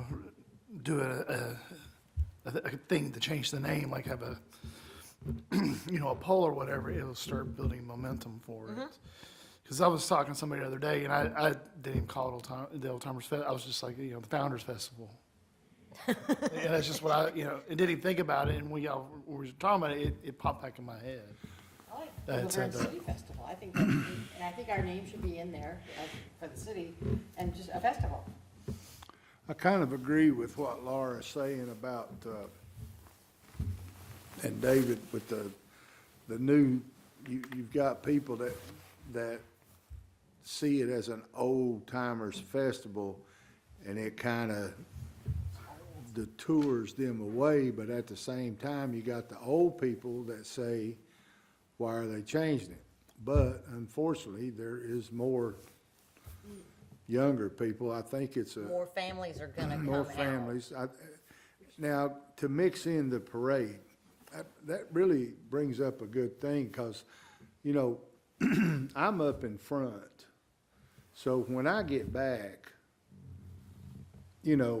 I'm there, and by the time the whole parade comes through, a lot of people Have left.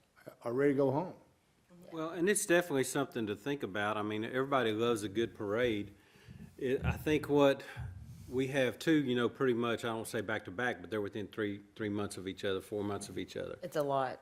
It is a lot. It's a lot on emergency services, the PD, it's a lot on them. They have to fully staff it, so they are finally fully staffed, but the guys that work on the night shift, they have no choice but to stay over during the day until the parade's done. I mean, it's something to think about. I know the PD and the fire department would not oppose getting rid of it. I don't know how much pushback we would get from that. Well, think about it. We have Old Timers, the 5K, and then the Christmas parade. It's all slammed in there together. And as someone with Carol that has worked these, it's difficult. Well, and it's gotten to be the last several years, the end of the parade, you're looking at 200 to 250 horses. I was about to Which say we that. enjoy the horses to come, but if we don't have that issue in the Christmas parade because they don't participate. We enjoy those, that's a big draw, but if we want to move forward and we still want to have a parade at OTF, then we're going to have to limit the number of participants of horses. Yeah. But I also, like Steve said, as someone who's out there working it, you get those big gaps, and then people are walking away not realizing that it's over, and then they're going home. Whereas we could put more effort into pulling them to the park without that parade, and focus more on the advertising aspect of it and all the fun stuff. And so you've got the little kids, and they come out there and they're excited for the parade, and then they're tired and they want to go home. Whereas let's go straight up here and just do this. And then, you know, you've got your traffic up here, people coming in and participating, and that is in itself just a whole mess, trying to get through the parade traffic, to get up there, and people just don't want to, they just don't want to wait. They don't want to do that. Yeah. So I think we should focus absolutely more on the festival and save the parade for the Christmas, because that is the best part. It's lit up, it's at night. We're one of the very few that do them at night. Can't really think of too many places around here. They all do them in the mornings, Nashville, Smyrna, Murfreesboro. And I think we could put more effort into getting more people involved if that's the only one we have. Well, I think also too, if you've,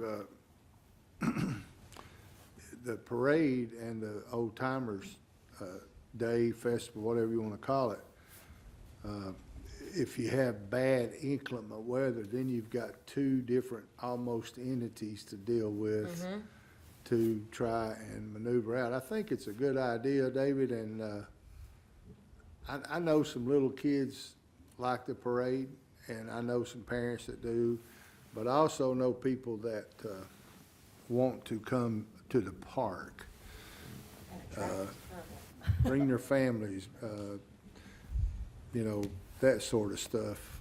So I think it would encourage more. It would, I almost feel like it keeps people away.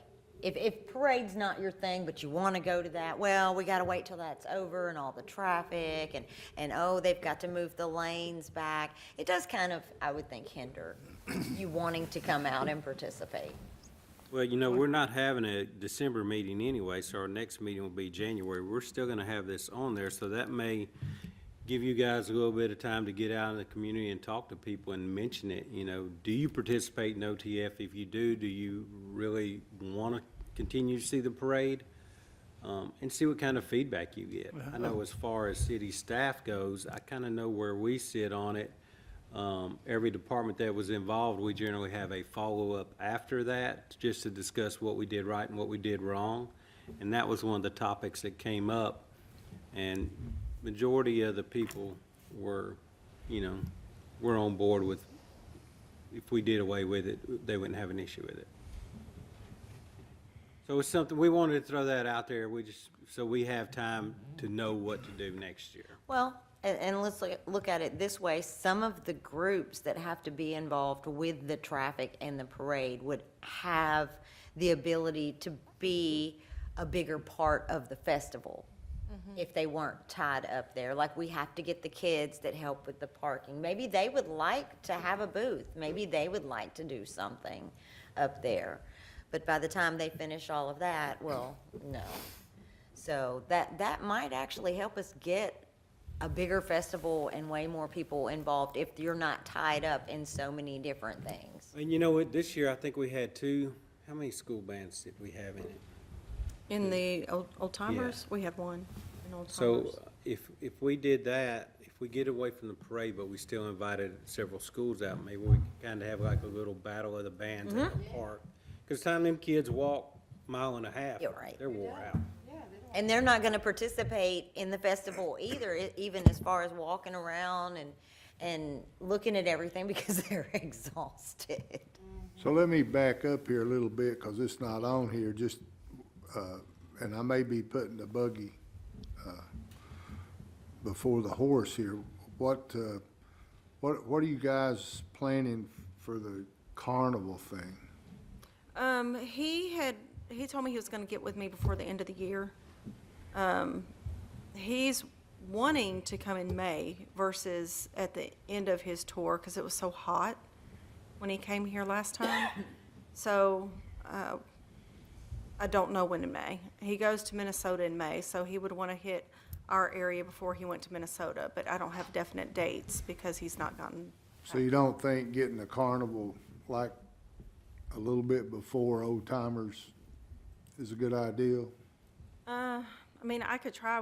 We really liked this carnival that we had this last time, but to get him here during that time frame would not work because of his schedule. And it kind of took away from the festival too. And he has certain states that he goes to. So if he were to come here before he goes to Minnesota, it would have to be in May.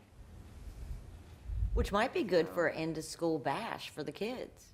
And that's what we were thinking. It's not as hot.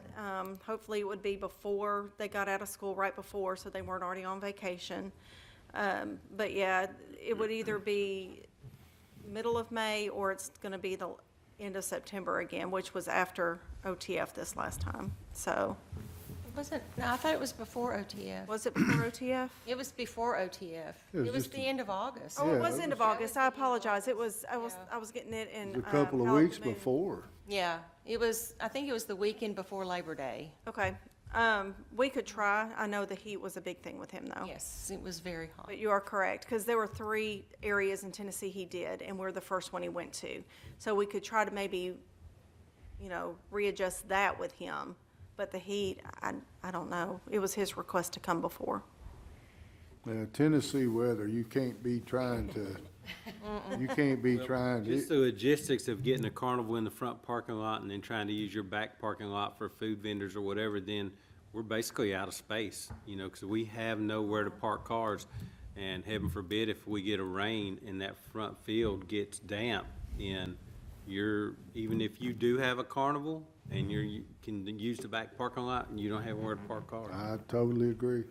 Yeah, so, definitely- we'll check all options. Yeah, I don't want it with our festival at all because it took away and because most of those carnivals put those stipulations that you can't have this or this because we have it, and it takes away from some of our local vendors. And some of our vendors did also voice that they would not come if we had the carnival because the parents spend the money on the carnival and then they're not selling anything. Well, I wasn't, Food vendors, but the craft. I was in no way going down that road. Right. That's not what I was saying. I'm just saying if it kind of, the way it worked out this past year was it kind of coincided with OTF, and it looked like it was a fun couple of weeks of festivities, but if you can't Okay. get him, then you can't get him. Getting back to polls, and I put something like this out, was if you want to be in a business to where you make everybody happy, do not get into politics. As the vice mayor and sitting on that board and listening to the do's and don'ts of people, you're gonna get blasted on polls. Sometimes as leaders, we have to make decisions. Because that's just the way it is. You're gonna win some, you're gonna lose some. So I think we need to talk a little bit more about it, January. Get some of our ideas together, and if you want to talk to people and get polls and stuff, but just know that you talk to this person and that person, and they're like on different spectrums of ideas. Good luck to you. We could make it a contest. So, Well, and I don't know really how truthful polls are. If you put out, do you want to see the parade continue? You're going to have people that don't come to the parade that are going to be like, yeah, I love a good parade. Why would they get rid of the parade? And they're going to say, yeah. And then they don't come. Yeah. No, for me, the polls was more of if we can come up with some names for the festival and then let people choose. But I also kind of want to see it as maybe like a contest too, just to get the public involved in renaming it. We're changing history here and getting away from that. And I want absolutely for the public to feel involved, that we do this for you. I think the parade should be our decision, like y'all's, us, the cities, just, like, if it makes sense to do it, great, let's keep doing it. If it doesn't, then we just stop it. Yeah, the manpower and the overtime alone are a lot. it's a lot of money. It is a lot of money, and we just had that parade, and now we're doing the Christmas one. Yeah. And you have Last to thing, The 5K, yeah. we're going to throw at y'all on the Old Timers Day is, we don't know how to move forward with the music. We don't know. We're throwing a lot of money at music acts, and we're not getting a return on the investment. If we don't know how to win there. That's what we struggled with. That's what we've struggled with the whole time we've been putting this on, since this staff has been on board. How do we win on the entertainment side? Or do we just start scaling back and use that money somewhere else? You got $20,000 tied up in a couple of music acts because you got to get the stage trailer, the audio, 2 music acts, their catering, and you're getting 50 people at the most to show up to an event. When do you finally say something's not working? The most people we have had was last year at the Resurrection concert. We probably had 200. I would say this year I had a clicker and I was counting. I don't remember which night I was counting, Friday or Saturday, but I counted at the end of the night, I had 180 on the clicker, and that was generous. If somebody drove by and looked at me, I counted them. Yeah. Well, I was gonna say, I thought after we just did it, we talked about scaling back how many acts we were gonna have, not have an all-day thing, just a shorter time period. Yeah, we don't really know what the answer is. That's kind of why we're bringing it to you guys too. We don't know Well, how so to fix it. on Saturday, if you're out there all day at this festival and with your family and enjoying, it's hard to get people to come back, and they're not gonna stay the whole time. Most people aren't. So if we were going to do a big entertainer Friday night to kick it off, Yeah. and then Saturday, maybe we just, like you said, have a local battle of the bands, that type thing. And so if you're just gonna do like music, Friday night, y'all come out, we're excited for tomorrow, and then Saturday, get the local bands, or if there's even some local garage bands, and do a battle of the bands. We could do that, or, most people are just listening to the music. We could just have a DJ out there, and I'm sure that would save the city a lot of money. Well, we've thought about that too, believe it or not. Yeah. We've thought about on Friday, the biggest crowd we had on a Friday night was probably 4 years ago when we showed a movie to kick it off. We had a movie on the football field. Football field was packed. That's what I was gonna recommend, is because whenever we've had movie nights, the football field is packed.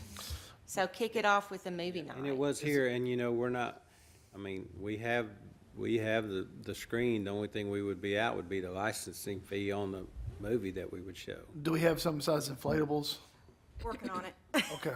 Because I know that's just been a big hindrance. Like, we get it planned and the We're working on fabricating something at this point off the football press box that's big enough that will come off, that'll be wide enough to hold the screen on like a cable and pulley type system, that we can raise it up to the top of the press box. That way the wind's not gonna blow us out again. Right. So, I don't know, it's just an idea. We had good luck with the movie that night. That's a good idea. Yeah. And then if we're gonna put money out and we don't want to keep bringing the same bands back, because we're all fighting for the same, then I kind of like the battle of the bands. We can do like the garage bands, we can do the high school bands, things of that nature. If we're gonna spend money, give them a gift card. Here's $100 gift card, as opposed to $20,000 on entertainment that nobody's listening to. Right. Give back to the community and let the winner have a $100 gift card. If we're doing a whole name change and a rebrand, we don't need to stick with the same old, like Fleetwood Mac, what are they, 80s, 70s, 80s? We like start doing something a little more newer, younger, Right. rather than just we're all. But we're really involving the public too. Yeah, we're doing other things that other kids, Because if they're coming, so are their relatives. Right. But if we open it up to like high school bands, like the marching bands or whatever, and just have them perform, we're not gonna pay them, right? Or gift card, like. Yeah, they What- may, I don't know how we would do that, if they would just get a trophy maybe for the winner. Well, I was gonna say we could just make a donation to the program, because if you give every kid, some bands are large, and that could be more money than actually hiring a band. But if you made a donation to their band program, that would go a longer way for them, because my oldest son was in band. There was car washes and, all that stuff they have to do to pay for that, and that might be a way to attract more people to it. Hush. Well, and you've got to realize the entertainment is half of our budget for Old Timers Day. Right, well, let's take it back and put it somewhere else. Well, Especially this, during the day, nobody shows up. it's kind of funny you mentioned that because we've kind of talked amongst ourselves and with some of the city staff about pulling that money out of there and reallocating it to maybe a different night where we kind of have like a faith night or a family night. I don't know what kind of pushback we get from the public on that, but it has been huge in Murfreesboro. They've shut the square down several times. And we can do that. I think that would go over huge. Partner with a local church for a cause, Feed the Hunger or something, and get some artists in here. Yeah. We can do it. If it doesn't work, then we just don't do it again. Well, I think if you get, there's a lot of Christian radio artists that are pretty mainstream anymore that live around in this area. So I think if we partner with the church that had that avenue, that's something we could look at, putting some of those funds towards in the future. Yeah.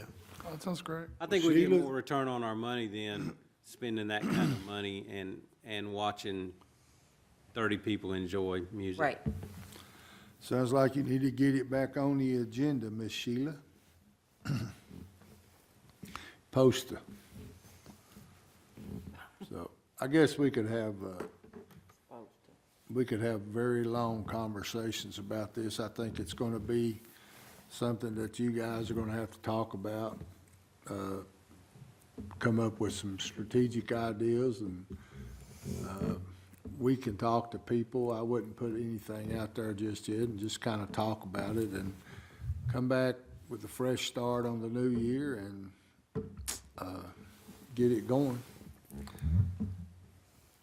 Our next meeting won't be until next year, January 23rd, 2023. Between now and then, we'll hope we get those 77 inches of snow like they did in New York. Buffalo, New York. Miss Jody, we'll start out with you. You got any concerns, comments? No, I think we have a lot of food for thought here, that's for sure, a lot of things to think about. Absolutely. Yeah, I wasn't even expecting to have this much to think about, like new names, new bands, new ideas, new. Hey, this bunch over here keeps us busy. Yeah, it's good, I like that. Yeah, I wasn't sure what to expect today. This is good. Mr. Chuck? I think I'm good. All right. Commissioner Davidson? Well, I'm excited. I am ready for the skating rink, and I'm ready for the Christmas parade, and I look forward to seeing all of y'all there. Vice Chair Hawes? I'm excited with what's coming down the road with the holiday, and happy Thanksgiving. Everybody be safe on your travels. And I don't know if Vice Mayor No's going to mention or not, but this is my last meeting. Oh, I'm definitely going to miss. Oh, okay. Well, I don't want to steal his thunder, so anyway, I will continue to attend meetings or view the meetings on the YouTube. I will continue to be here. I'm kind of like one of those bad pennies. You can't get rid of me, or a rotten apple. You can't get rid of me because I will be there. So everybody be safe. Happy Thanksgiving. And we'll see y'all in December.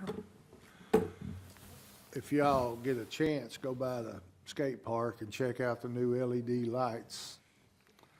I went by there today, and the LED lights are going up.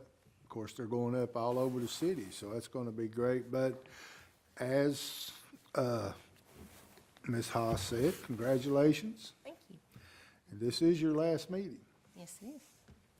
The next meeting you'll be sitting up here with the mayor, the rest of the aldermen. December 1st. And we wish you the best of luck in your venues, and thank you so much for being a part of this board. And I know you well enough to know that you're going to be at the events. We're not going to be able to get rid of you. Nope. I wish we had more like you in this city, but we've enjoyed you on this board. But unfortunately, you can't be here with me. I know. I tried. So you're more than welcome to come to the meetings. They're open to the public. I will. And as you said, watch them on YouTube. And She's going to leave some big shoes to fill. Whoever gets Yep. that seat's I was gonna have to say, do we step it have, on up. Like is there a vote out or, Nope. anything for people to, somebody to? Well, they can apply online. Yeah. The applications. Time of the year? It doesn't have to be a certain time? No, they have to apply, again, contact Bruce, again, application, you fill it out, and then Her seat, brought up. her seat is now, I guess, After this Not meeting, a- it becomes vacant. Yeah. comes vacant. So anyway, all right, guys, we'll be seeing you all around for the holidays, the parade, all that good stuff.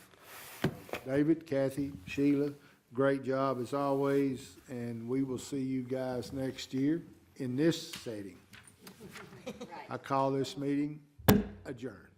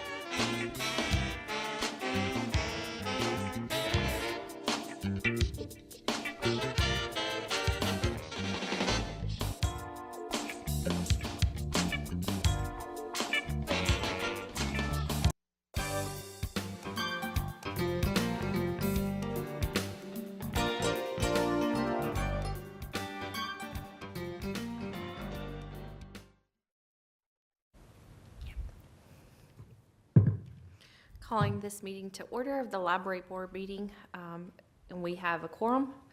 And can I get anyone to approve the minutes from September the 2nd to 2022 meeting? I'll approve. And a second? A second. And all in favor? Aye. Aye. And our order of business is to welcome our newest member, Miss Carissa Bitten. We also have outgoing members, Megan Honeycutt, our chairman, myself, vice chairman, and Gary Sutton to my left. At this time, if I may. Yes. First of all, I'd like to say, Carissa, we are so happy to have you with us. It's exciting to have a media specialist on our board, and I know that you're going to bring some good things with you, so welcome. Thank you. I'm happy to be here. And second, appreciation to our outgoing members. As many of you know, there are term limits because of the state library. We have term members that you have to go by. So after so many years, you have to go off, stay off a term, and then you can apply to come back on. Well, we have two here with us tonight that I would like to recognize. So Ms. Bridget Cole, would you please stand? And Bridget, we have just a small certificate of appreciation to you. It's awarded to Bridget Cole in recognition of the valuable contributions made to the LaVergne Public Library Board. This is respectfully presented to you today by myself, Dawn M. Bebout. So thank you so much. Thank you. I think it's been 6 years. 6 years. Yeah. That's awesome. Thank you. So Ms. Cole has been on the board 6 years. I think. Awesome. All right. Gary, would you please stand? Gary, like Bridget, is an awesome patron of the LaVergne Public Library. He has served how many years, Gary? 8, maybe? I don't know. He was on here before me. Yeah. Okay, and we appreciate it very much. So this certificate of appreciation is awarded to Gary Frazier in recognition of the valuable contributions made to the LaVergne Public Library, and it's presented this day to you. All right. Thank you very much. Thank you. All right. Y'all all have to serve 8 years too. So let's give them a round of applause because we do appreciate all that they have done. Bridget has been a force to be reckoned with, to push our children to read. Every board meeting, she has encouraged the parents to read with those children or have the children read to them at least 20 minutes a night. And that is wonderful. And she also has pushed to check out books at the LaVergne Public Library. So it's appreciated, all that you all have done. And we do hope that you would consider in the future to applying back with us. Yes. Our November special events, did you participate at the Rock Springs Middle School Family Learning Night? Yes, we did. And you want to tell us about those other events as well? Sure. Well, the Rock Springs Middle School Family Learning Night, this was their first one that they want to have annual. They did a magnificent job. we were sitting across from the Smyrna Public Library, and one of the teachers said, "Uh-oh, rivals." And I said, "No, we are partners. We are partners in pushing those children to read and encouraging getting a library card." So we had a good time going back and forth. They had a lot of families there. They had a lot of great different stations for them to go there, and their Impact Club did a great job of helping people, show them where to go, handing out certificates, taking up some of their clipboard, what was it? Where they had to color where they got a prize. Okay. And they had a great time. So it was a good night. The second one that we have on this list is the LaVergne City Employee Veterans were honored by the city at the LaVergne Public Library. And we really appreciate the city using our meeting rooms. It has been an honor to help them honor our veterans and to have the different meetings that are held there. I believe they have, I'm going to be wrong if I say it, I want to say 80 veterans employed, but it's probably a little bit more. So that was a good day. Yeah. VITA, and that's the Volunteer Income Tax Assistants, had their open house for 2023 VITA volunteers at the library on November the 10th. I think they had several new volunteers come in, and Debbie Curtis told them what to expect for the coming year, and they were very excited. And that's one thing sometimes VITA lacks, is having enough volunteers to manage the number of families that do come in for tax assistance. So I thought Debbie did a great job preparing this open house. Will you tell us about November closures? Sure. We were closed Veterans Day, Friday, November the 11th. This is a new holiday for the city employees, and it was very much appreciated.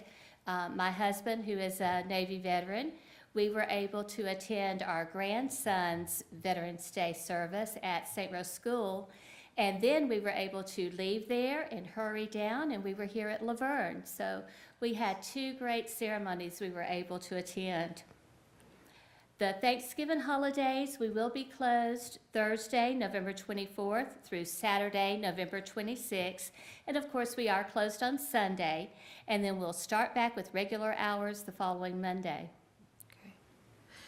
December special events, the favorite time of the year. Absolutely.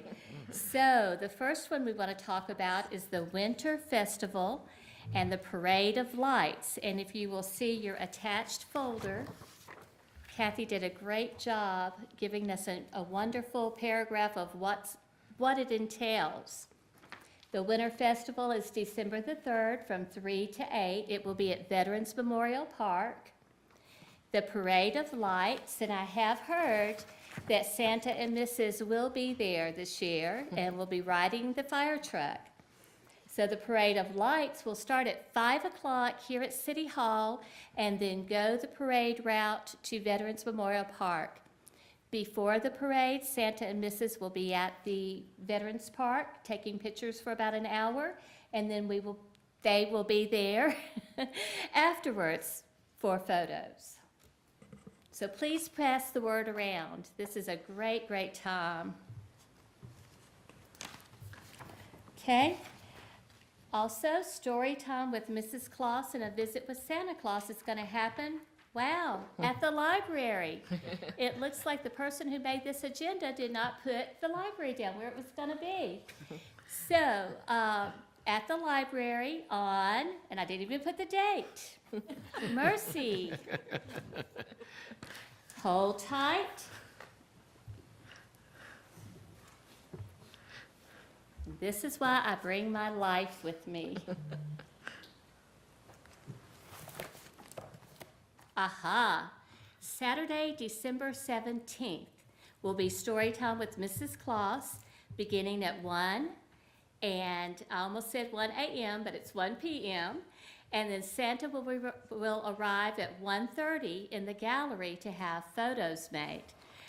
The story time, the last time Mrs. Claus tried to do a story time, the electricity went out. So we are sure hoping that Mrs. Claus can get through this story time on December 17th with no problems at all. And then if you'll tell us about our December closures for the library? Yes. So in December, we will be closed for staff holidays, December 23rd through December 26th. And then we will be closed to the public for inventory December 27th through the 31st. And then we will be closed for staff holiday January the 2nd. And we will resume our regular hours on Tuesday, January 3rd, 2023. And then our library board schedule for 2023 is January the 9th, 2023, March the 13th, 2023, May the 8th, 2023, July the 10th, 2023, September 11th, 2023, and then November the 13th, 2023. Can't believe it. We're setting the schedule for next year. I know. It sounds funny to read. Our next library board meeting will be Monday, January the 9th, 2023, and I'll open it up for comments. Benton, if you'd like to start us. I am just so happy to be here and am happy to be of service to whatever the library would need. So, thank you for having me. It's just, it's always awesome to hear everything that the library does and how it's a key to our community here, and how wonderful it is that the kids can come to a place that's safe and it's wonderful. I always love the library and the staff there. Y'all have been awesome. Thank you very much. You're very welcome. Linda. I'm looking forward to festival this year. It was fun last year, and you and Don did a great job. Wonderful. I'm sorry, Mr. and Mrs. Claus did a wonderful job last year. What we do is we help them, those big coats are so hard to get on. Yes. So Don and I are helpers to Yes, Santa. you and are Mrs. Santa's helpers, yes. And I hope this year is bigger and better than last year. I know it will be. Absolutely. Weather permitting.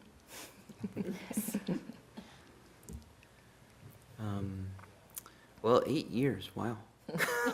Yeah. It's been quite an adventure.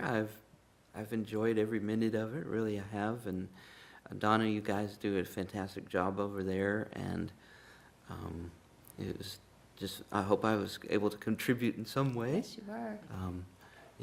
I believe that, literacy is just of the utmost importance in just getting kids to read, and it's just so important, and this is such a vital facility for everyone here in this community. I wish more people would take advantage of it, but we're getting there. Absolutely.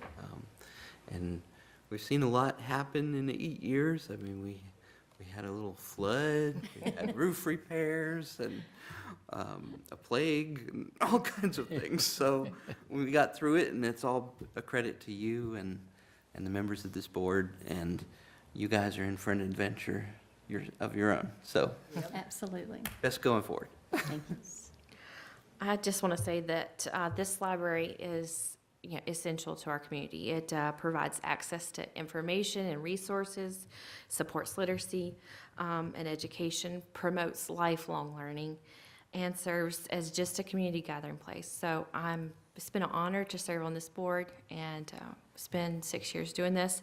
For anybody who's watching this, we're going to leave some empty seats here, and we need you to apply to be on this board. It's every other month. It's about a 30-minute to an hour commitment. So if you love our library as much as we do, please apply. And again, read at least 20 minutes a night to those babies. And go see our librarians get new books.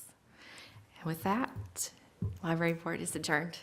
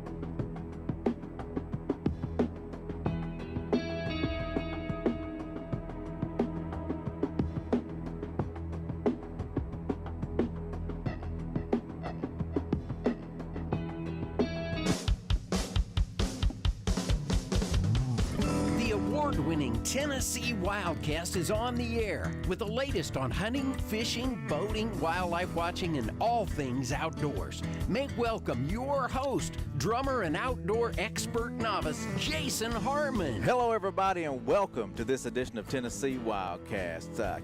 I'm excited about today's show. We are at Tethered headquarters here in Columbia, Tennessee. Yes, Tethered is a Tennessee company. It's just awesome to be here with these guys today, and we're going to be talking hunting from a saddle.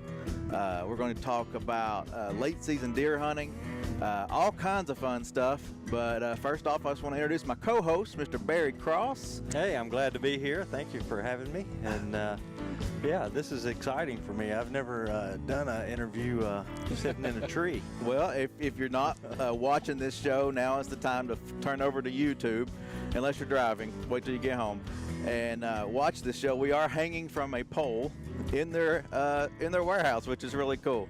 And we've got Adrian Wilson with us and the founder, Ernie Power, with us. Thank you. To talk about Tethered. I mean, this is awesome. Thank y'all for having us. Sure. Well, first thing I wanted to just update is I'm a co-founder. There is another owner. He doesn't live here in Tennessee right now, but Greg Godfrey is the other founder of the company. Awesome. So just make sure, and clerical stuff there. Sure, yeah. It's always great to have partners to make things happen. I know Tethered has come a long way in a short amount of time. Y'all are leading the nation in saddle hunting, and I think this is cool, and thanks for having us. Yeah, well, thank you. I'm glad you could come in here. I gotta admit, I've done a lot of podcasts, but this is the first one I've ever done in a saddle, so this is kind of a cool idea.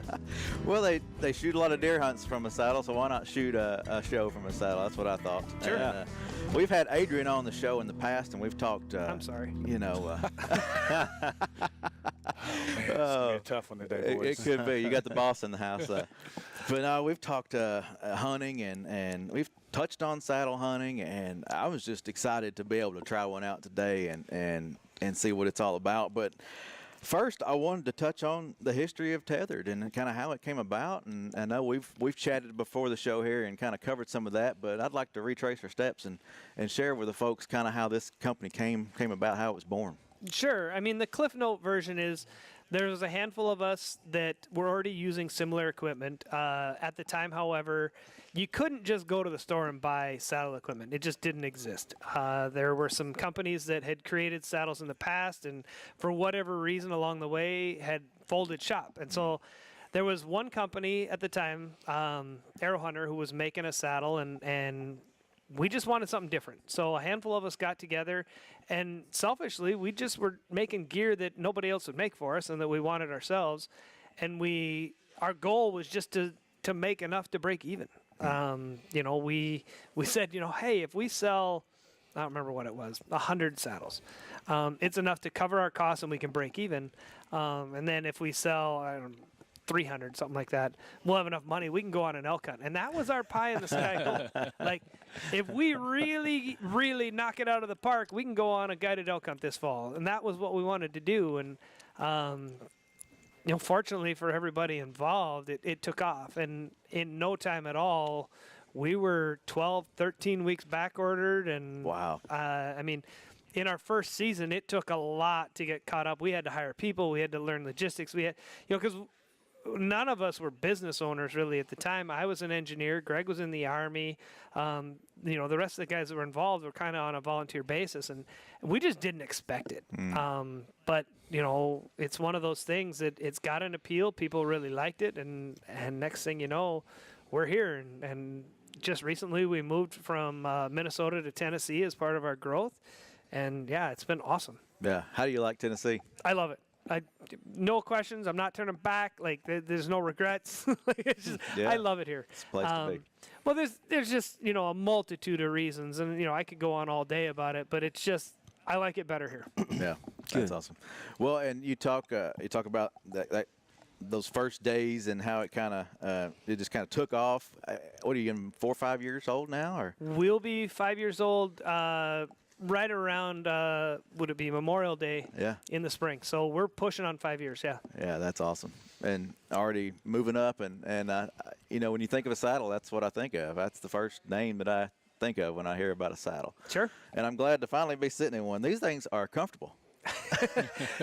it's so fun to see because it's every new face that I see in a saddle, whether it's ours or somebody else's, is growing the sport.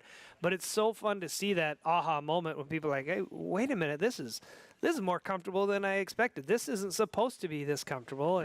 And then you see them kind of move around a little bit, and the wheels start turning, and all of a sudden you've created a new saddle hunter. Mm-hmm.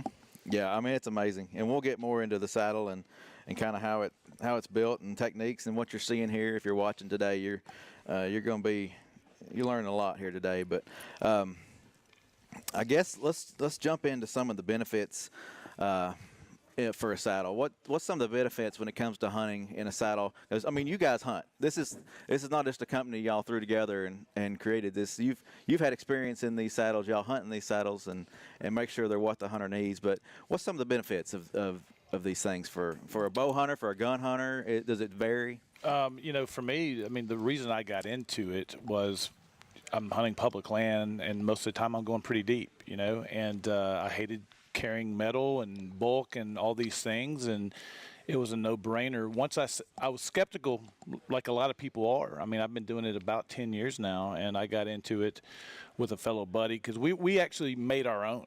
Okay. That's kind of the how Tethered started, because you couldn't buy them. So being lightweight and mobile for me, I mean, was huge. And loving the fact that I could either wear it in or put it in my backpack. Like now, I walk in with a pack and my bow. That's it. Yeah. Everything is in the pack. I am very mobile in that way. Going with an old climber or a lock-on, it's bulky and You're sweating by the time you get there. Yeah, and that was the big draw to me. And then I realized the more I did it, I was like, man, there's so many features here that are helping me improve as a hunter, where I can take different shot angles and stuff. And I'm gonna tell you, I feel safe with this rope all the time. Yeah, I'm constantly in a harness. You hear about hunter safety all the time, and hunters that are not wearing harnesses and they get injured badly and whatnot. I am, from the ground up, I'm hooked in, and I feel so much. If I fall off this thing, I'm just going to swing a little bit. And I'm going to tell you, sometimes you get bored, you start swaying. It's a little fun. Yeah. If the deer aren't moving, you're just up there dancing a little bit. A little bit. Yeah, and if you fall one side or the other, you're still attached here. Right. It's not like you're in that pleated harness where you're going to drop, and be facing away from the tree. If I fall off here, I just climb back up. There's no drop. Yeah. Well, I mean, is there a learning curve to this? I mean, No, coming from a tree stand, coming from a tree stand, do people get in it and go, ooh, I don't know? I mean, I mean, anytime there's change, there's a learning curve. Some people adapt to it faster than others. But over the years, I'm still learning stuff that makes things easier for me.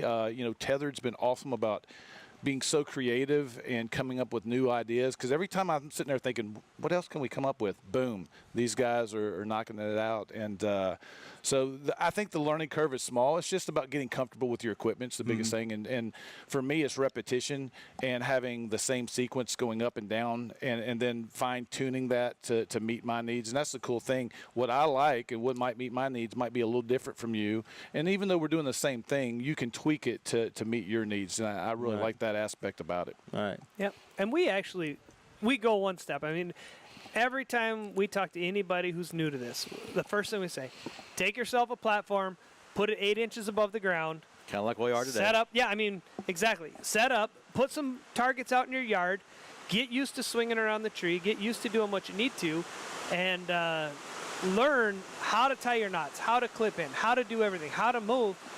Do it in the daylight in your backyard. Take some shots at weird angles. Get used to all that stuff. Because the last place you want to be learning how to do this is in the dark, 20 feet up in the air. Yeah. Get to where you're comfortable with it 8 inches off the ground, and then doing it at 20 feet should be second nature. Yeah, it's just like any tree stand. I mean, as a hunter growing up, I didn't start with a climber at 20 feet, in the dark. You practice in the yard before you go out there. It's just kind of the same thing, and it's just amazing. Now, Ernie, we were talking before the show. You used to do tree trimming, is that right? Is some of that technology absolutely in this system that you've created? It is. Yeah, I mean, I've done a jack of all trades kind of along the ways, but one of the things I did do is I was a utility line tree trimmer. And I actually hunted out of my work equipment multiple times before this stuff was around. That's awesome. But ultimately, in the tree trimming industry, there's a lot of metal buckles, a lot of metal rings, because you're not trying to be quiet, right? But that is a heavy duty application, right? And that's a little bit overkill for what we need as a hunter. And I wanted to, create something that was a little bit more hunter friendly, quieter, easier to move, more comfortable for one. Sure. Most arborist saddles don't have a seat. They'll have straps here and there and whatever else, and they're, even in them for a couple of hours working around in a tree, you're feeling it. Yeah. And so Greg had the saddle basically from the beginning, and this is kind of where his line was while I was working on the platform, and it was just. We just wanted to make it, quiet, fast, easy, whatever. Still safe. We're using high quality materials. We're using stuff that's not going to break. Definitely. But we're trying to eliminate a lot of the metal on metal contact and some of the things that are in there, and then make it more comfortable for the user as well. And your innovations just keep coming. I mean, it's not like you're sitting back and going, "Oh, we got this done and we're done." You're still pushing. Oh yeah, I mean every day it's something, right? And I think a lot of that comes from we use this stuff. So even if we create something new and we're working it, maybe as a year goes on, we're like, man, it would be cool if we could do this, or if we had that, or if this was a little bit different. And so we're constantly adding to it. And, that's the saddle hunting game, too. I mean, a lot of these guys are industry forefront type people. They want the newest and coolest stuff, and so we try to get that for them. But we've done a really good job of just innovating and creating products that don't exist. If you start thinking about in the saddle hunting world, people don't ever call things dump pouches. They call them sishaulers, even if they're not from us. Okay. It's kind of the Velcro type of a deal. They're like, hey, I want to get something that's a hitch strap, but I want to know, a different ways to do it. Well, I mean, a hitch strap is a tethered product, but they're looking for a gear hanger, but they call it a hitch strap. They're looking for a dump pouch. They call it a sishauler. We've really been able to make these names of our product lines synonymous with generic items that are used in the woods. Definitely. And we've brought so many cool products to market that didn't exist. It's just fun to be part of that. We were going through the other day and just cleaning office and getting things ready and whatnot. And I found 15 different accepted patents in our box of things that we've brought to market that nobody has. So it's just cool to see that. You're seeing the growth of the sport, you're seeing the innovation, and you're seeing all of these cool things that we make, and it's because we actually use it. Yeah. I think it's awesome that it makes you stealthier. It makes you it makes it easier to hunt these public lands, and even if you're a private land hunter and you can't go get your tree stands hung or get out there before you can move easier. Yeah, and I think it's awesome. That's one of the things a lot of private land guys will say. I've already got my stuff up, which is great. I'm one of those guys. I would do the same thing, but I do that. What about that one stand that you're sitting that day and there's a line of deer coming out about 50 yards too far? Mm-hmm. If I rarely hunt private land, but if I do, and I'm in a preset whatever, I always have my saddle with me because it's my safety harness. It doubles as if I'm sitting in a ladder stand I put up for me and the kids to hunt out of. This is my safety harness, right? Okay, yeah. So if I am let's say I'm sitting in that stand by myself and I need to move, I can easily just go to any tree basically, and get into where I'm in a good shot placement to get on those deer that were in that that one path. Yeah. But how many times do you hear about it? A guy puts a stand up, just like you're saying, and they see a whole bunch of deer. They get back to camp. They're like, man, I saw all these deer. They were 50 yards away. What are you going to do? Well, I'm going to go there tomorrow and hope they come closer. Yeah. Right. Or if you're walking in the woods and all of a sudden you see the freshest sign you've ever seen, Right there. and it's now or you walk never. past the sign to go. Yeah. I mean, you can't. I mean, imagine this, right? Imagine you're fly fishing, and you're standing there in the creek, and all the fish are 50 yards away jumping. You're not going to stand there and hope they swim upstream. You're going to move down to them. Yeah, I mean, it's the same type of a situation. Well, but I'm going to jump around a little bit. This right here, comfort. We kind of touched on it, but if you're watching today's show, you can see we've got a few things that maybe are added on to the basic saddle itself. But talk a little bit about comfort and some of the the things that we have here to make it easier for the hunter? Sure. Well, you're in a Phantom Elite, right? And so the Phantom Elite comes with some accessories that go in it, and one of them is the MVP backband. Okay. So the back band comes with this one. The backband's a part of it, but we've engineered a bunch of other things into the saddle itself. The adjustable bridge, the actual shape, the cut.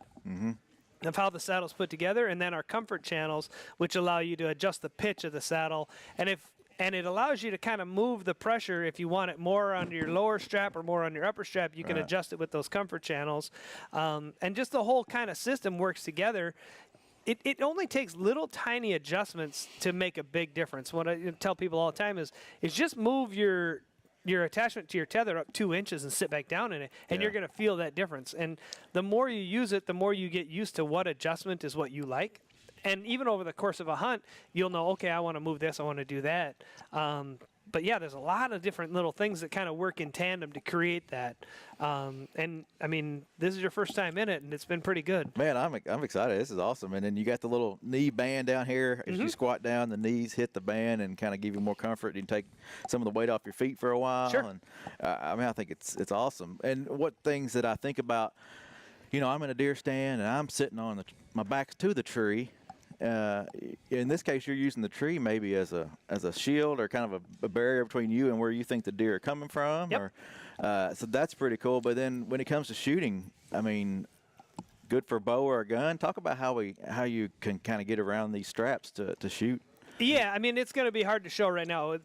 We're looking like a jungle gym here with a tree. But basics, But in a tree this size, I can easily pivot my feet or pivot my hips and get around to where I can take a shot in any direction. Yeah. Now, some shots are easier than others, right? I'm a lefty, so for me, all this is easy. If it's anywhere in this area, I don't even have to really move. I can make small movements, get into it, but I can get over here. And that's where, when you have the situation where your back's against a tree in a tree stand, if a deer comes behind you in a tree stand, you got nothing, right? Unless it gets far enough off to one side, and only on one side, right? Because if it comes in on your weak side with a rifle, you can't get turned around and whatever else. So you've got that side and you got the front. This really gives you the ability to turn around, and it's really no different with a rifle or a bow. I would argue that it takes a lot less movement with a rifle to get into position, because I can lean up against a tree. I can do this. Yeah. I can get into a rifle shot way easier than I can with a bow.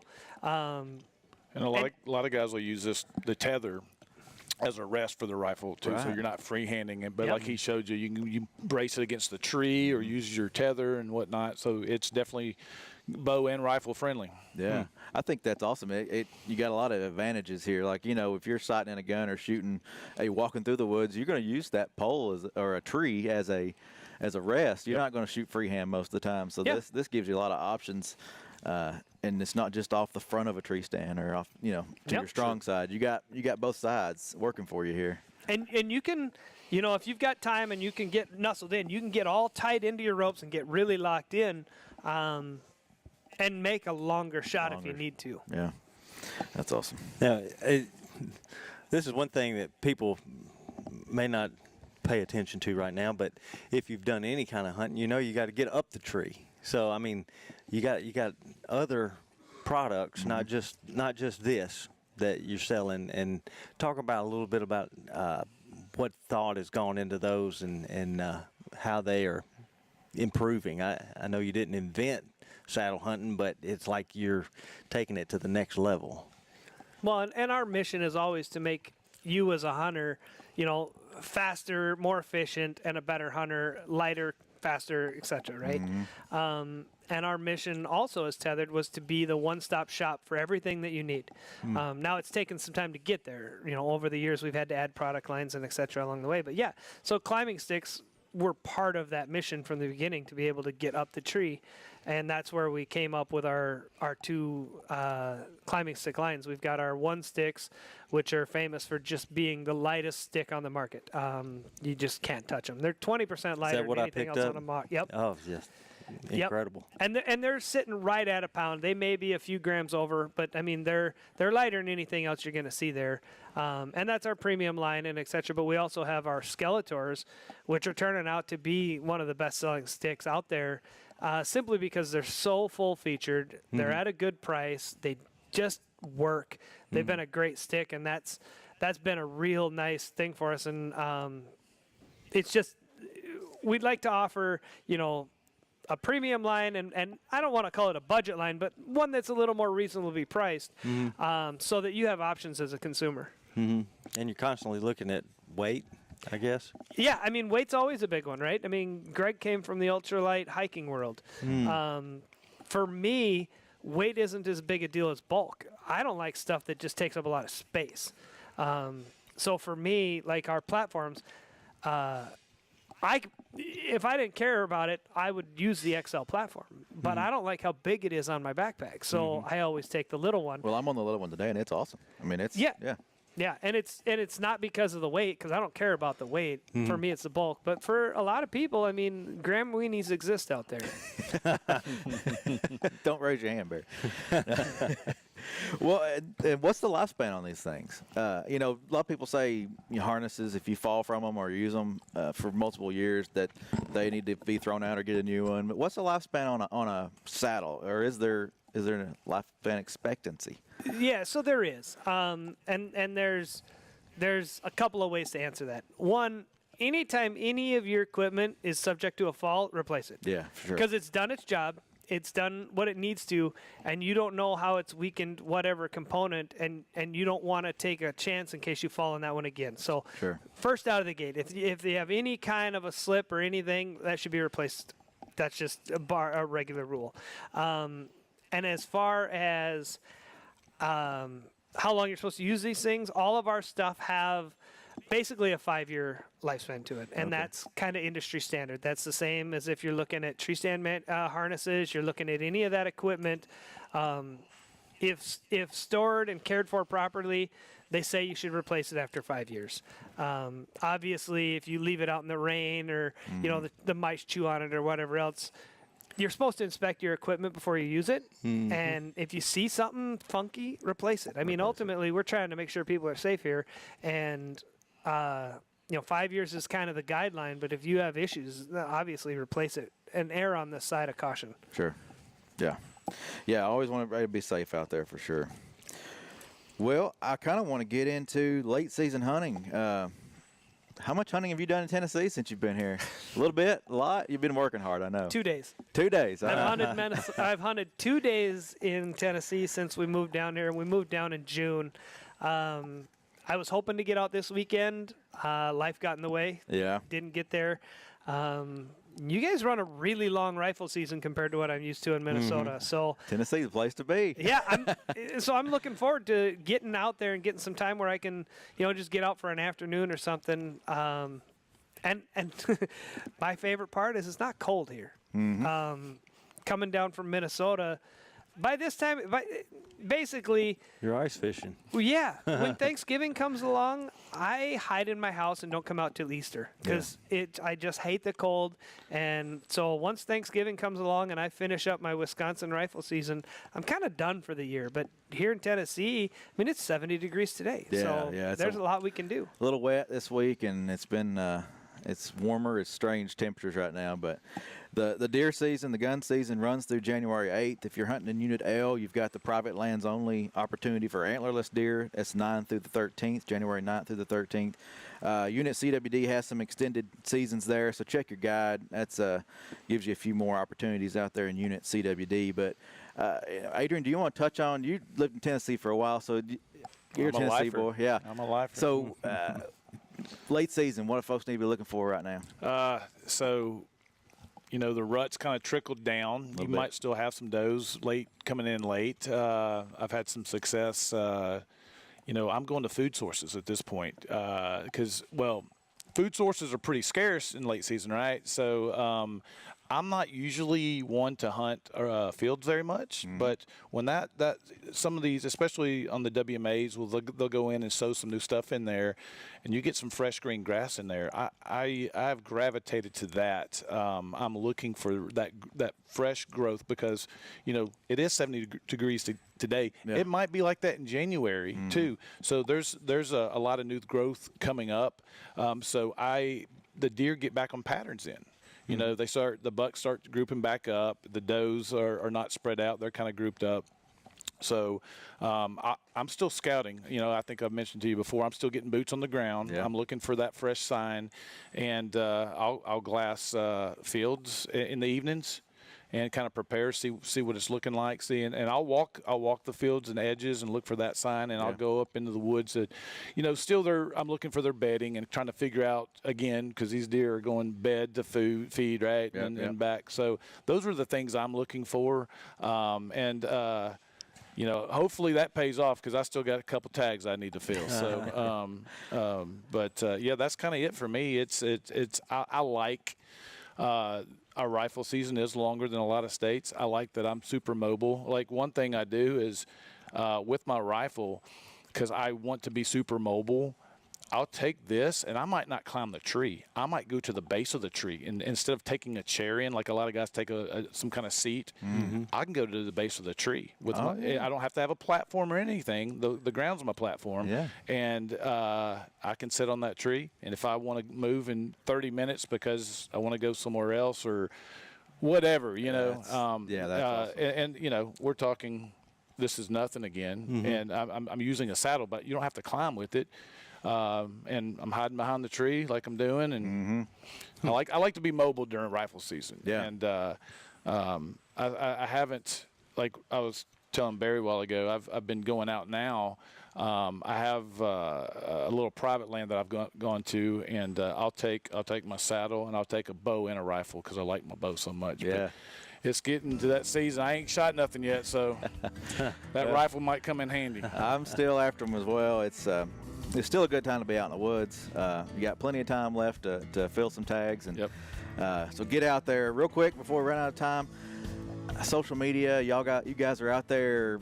Tethered Nation. Tethered Nation. Okay. Yeah. So go check them out. Instagram, Facebook, YouTube. You got some YouTube stuff out there. A little bit. Yeah, a little bit of YouTube stuff.